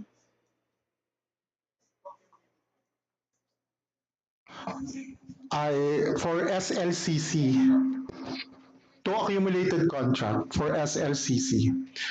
Oo. Meaning meron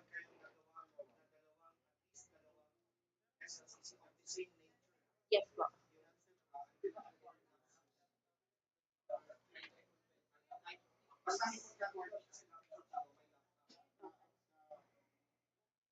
Ayan o, at least one similar contract which is should be 50% of the ABC of the lot that you are bidding. Follow-up question lang po. Okay lang po ba kung sa contract one is supply and delivery of tablet, tapos contract number 2 is supply and delivery of laptops? We are not, ang nakalagay kasi doon dapat laptop kasi that's the main component of the ELC. We are not delivering any tablet at this point. Thank you. Thank you po.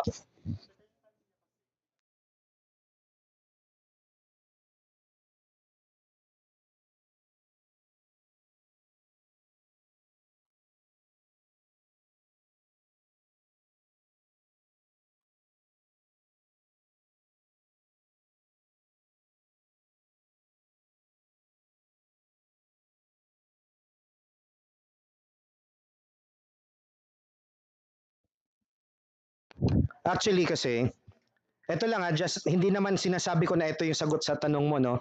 Ang ano kasi yung SLCC kasi ang importance niyan, assure us that you already had an experience in delivering these types of in this kind of project, no? Assurance yun na alam namin na kayo ay may experience at alam nyo talaga yung ginagawa ninyo na makaka-rely kami sa inyo sa sa project na to, no, sa di-deliver nyo sa amin.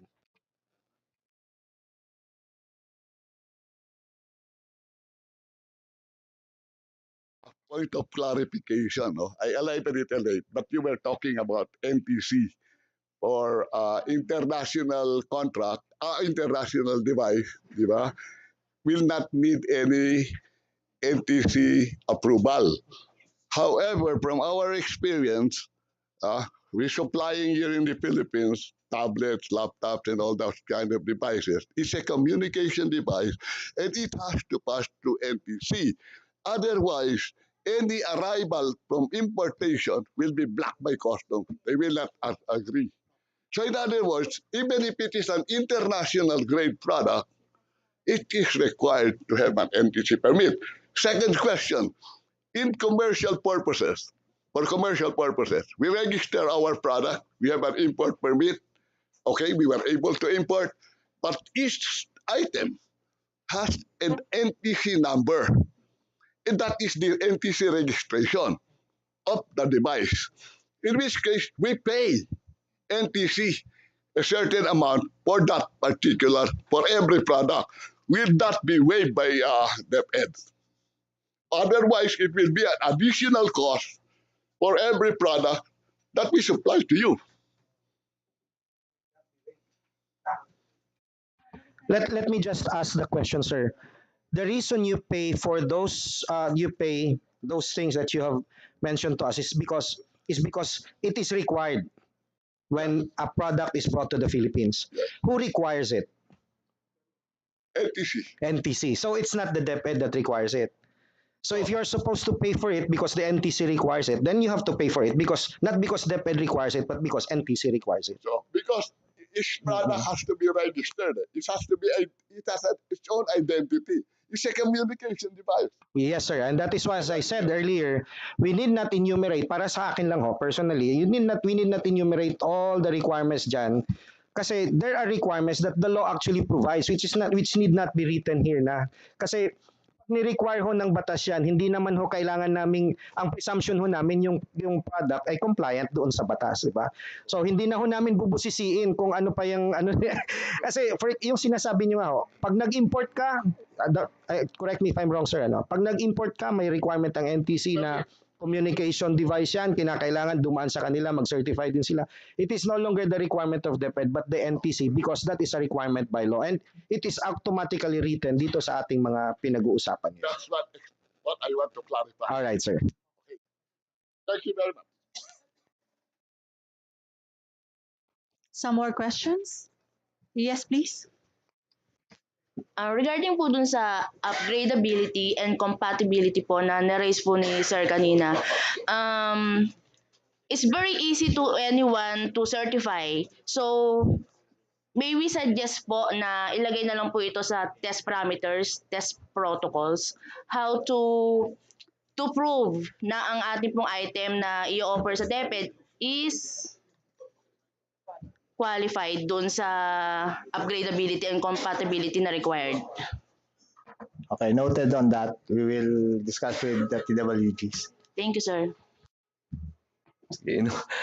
Yun nga, tulad ng binanggit namin kanina, sana naman hindi nga kayo magbigay ng certification na kung saan sinertified lang ng self-serving kasi tandaan po natin na ang end user po namin is learner. Kaya nga po kami nagpa-public bidding is that para makapagbigay kayo ng quality at best product na ibibigay natin. Tandaan po natin ang bibili din po natin ay for government at yun po ay taxes din natin. Sana bigyan nyo kami ng magandang product na hindi po tayo magkakaproblema. Those problem kanina nag-aaray, sana hindi na natin ma-encounter kasi kung bibigyan nyo kami ng best product at maganda yung quality, maganda lahat ng certification at nag-aangkop na sa pangangailangan, hindi po tayo magkakaproblema in the near future along the delivery at saka utilization. Thank you. Yes po, that's the very reason bakit dapat ilagay sa test protocol, test parameter yung pagpo-prove na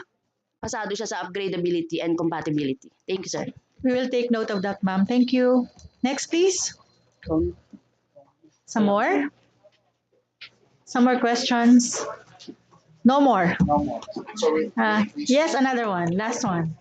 Hi ma'am, last lang po. Another question po. Paano kapag tinanong po ng bidder for clarification, then hindi naman po sinagot sa bid bulletin, then naging ground for DQ po kahit na nag-seek yung bidder ng clarification, hindi na qualified ang sagot? Pag naglabas po kasi ng bid bulletin, ibig sabihin yun na yung final eh. So you have to comply with the bid bulletin. Yes po, So kahit po regardless yun, kung nagtanong kayo na hindi nasagot at hindi nag-qualify yung hinihingi ninyo, ibig sabihin hindi yun pasok sa gusto namin. So you have to comply with what is in the bid bulletin. okay ma'am, noted Thank po. you. Thank you. Some more? Yes, yes po. Constantine Lapitan po, Ma'am, Colonel Freddy. Ma'am, are we required to sign or initial every page of our submitted documents?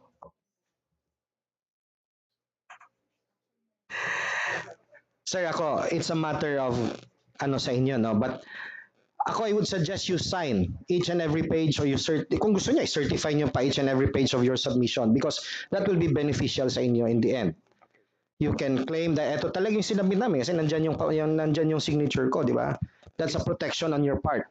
So Okay. it's mandatory sir, or optional? We are not saying it's mandatory. It's up to you, guys. If you want, it's your choice. We can require it, but it cannot be the basis naman of our disqualification, kasi hindi napirmahan yung bawat isang page, di ba? Wala ho namang ganon sa ating rules, no? But nasa sa inyo ho yan, ensure or to assure yourselves, no, na yan yung sinabmit ninyo doon sa inyong proposal. Baka kasi may isipin na ako lang, lilikot lang ng konti ang aking isip, no? Baka later on sasabihin ng kung sino man na hindi yan yung amin kasi pinalitan yan nung nandun na pinalitan yan, hindi yan amin, di ba? So ako, on my part, I would suggest mag-initial kayo whatever, every page, not a problem. So with the outer envelope of the bid document, sir? Actually, lahat to before binubuksan, nakikita ho ng envelope, dinidescribe ho yan. May mga pirma ho talaga yan.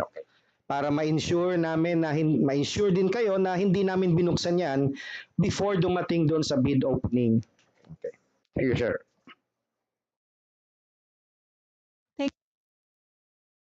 Meron pa ba?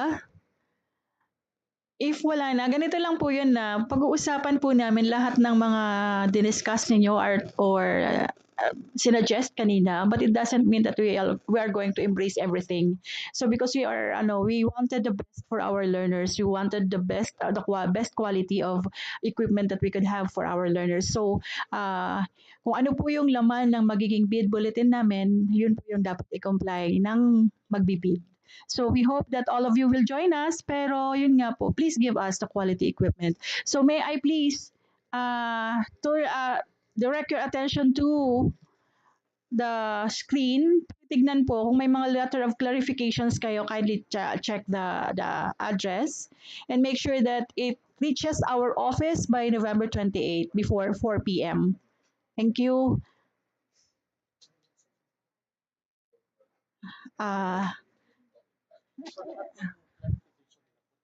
All right. Yes, please. Put everything into writing.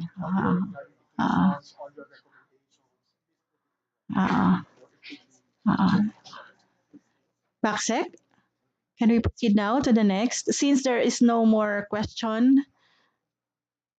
All right. So kindly flash the next activity. Ano na yan? So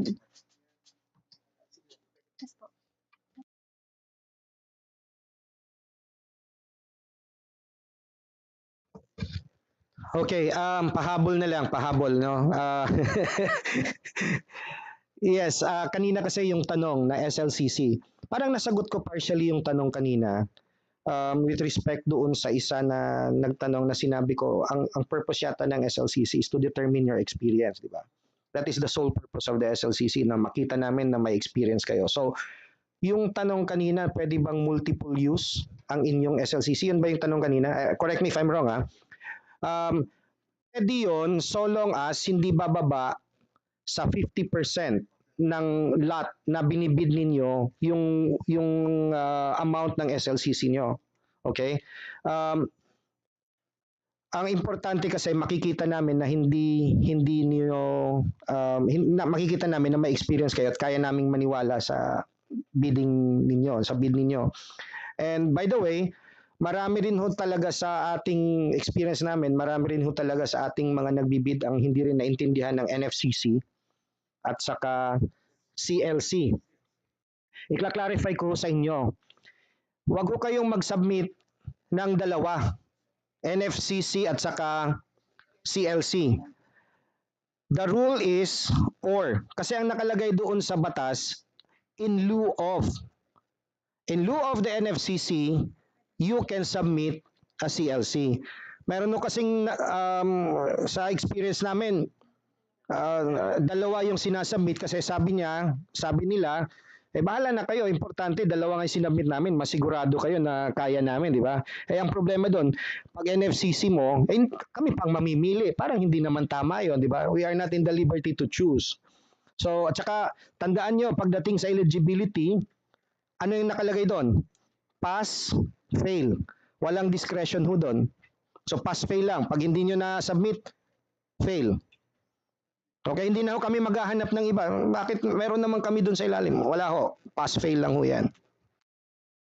And also a rejoinder, so yung SLCC is 50% or more of the ABC of the lot that you are bidding. So kailangan covered niya yung lahat ng lot. Meaning, kung yung lot 1, lot 2, lot 3, kung ano yung pinakamalaki doon, yun ang computan nyo ng 50%.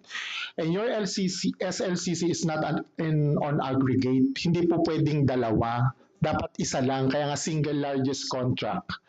So maliwanag na po sana iyon. Thank you po.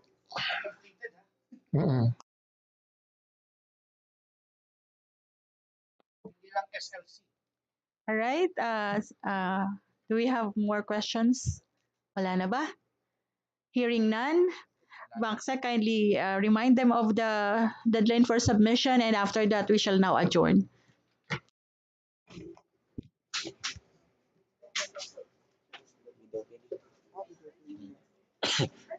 For the deadline of submission, the bid must be duly received by the back secretariat on or before December 5, 7:30 a.m. Then for the bid opening is 8 a.m. For the venue is Bulwagan ng Karunungan. And late bids shall not be accepted. For the deadline of the clarifications is until November 28, 4 p.m. Please email to deped.secretariat@deped.gov.ph, and please use your official email in sending your queries and or clarifications. Thank you very much. Please take note of the deadline and also the dates. Okay, thank you. Move to adjourn. Second. I move to adjourn. Second the motion. Motion of adjournment is accepted. Ingat po kayo.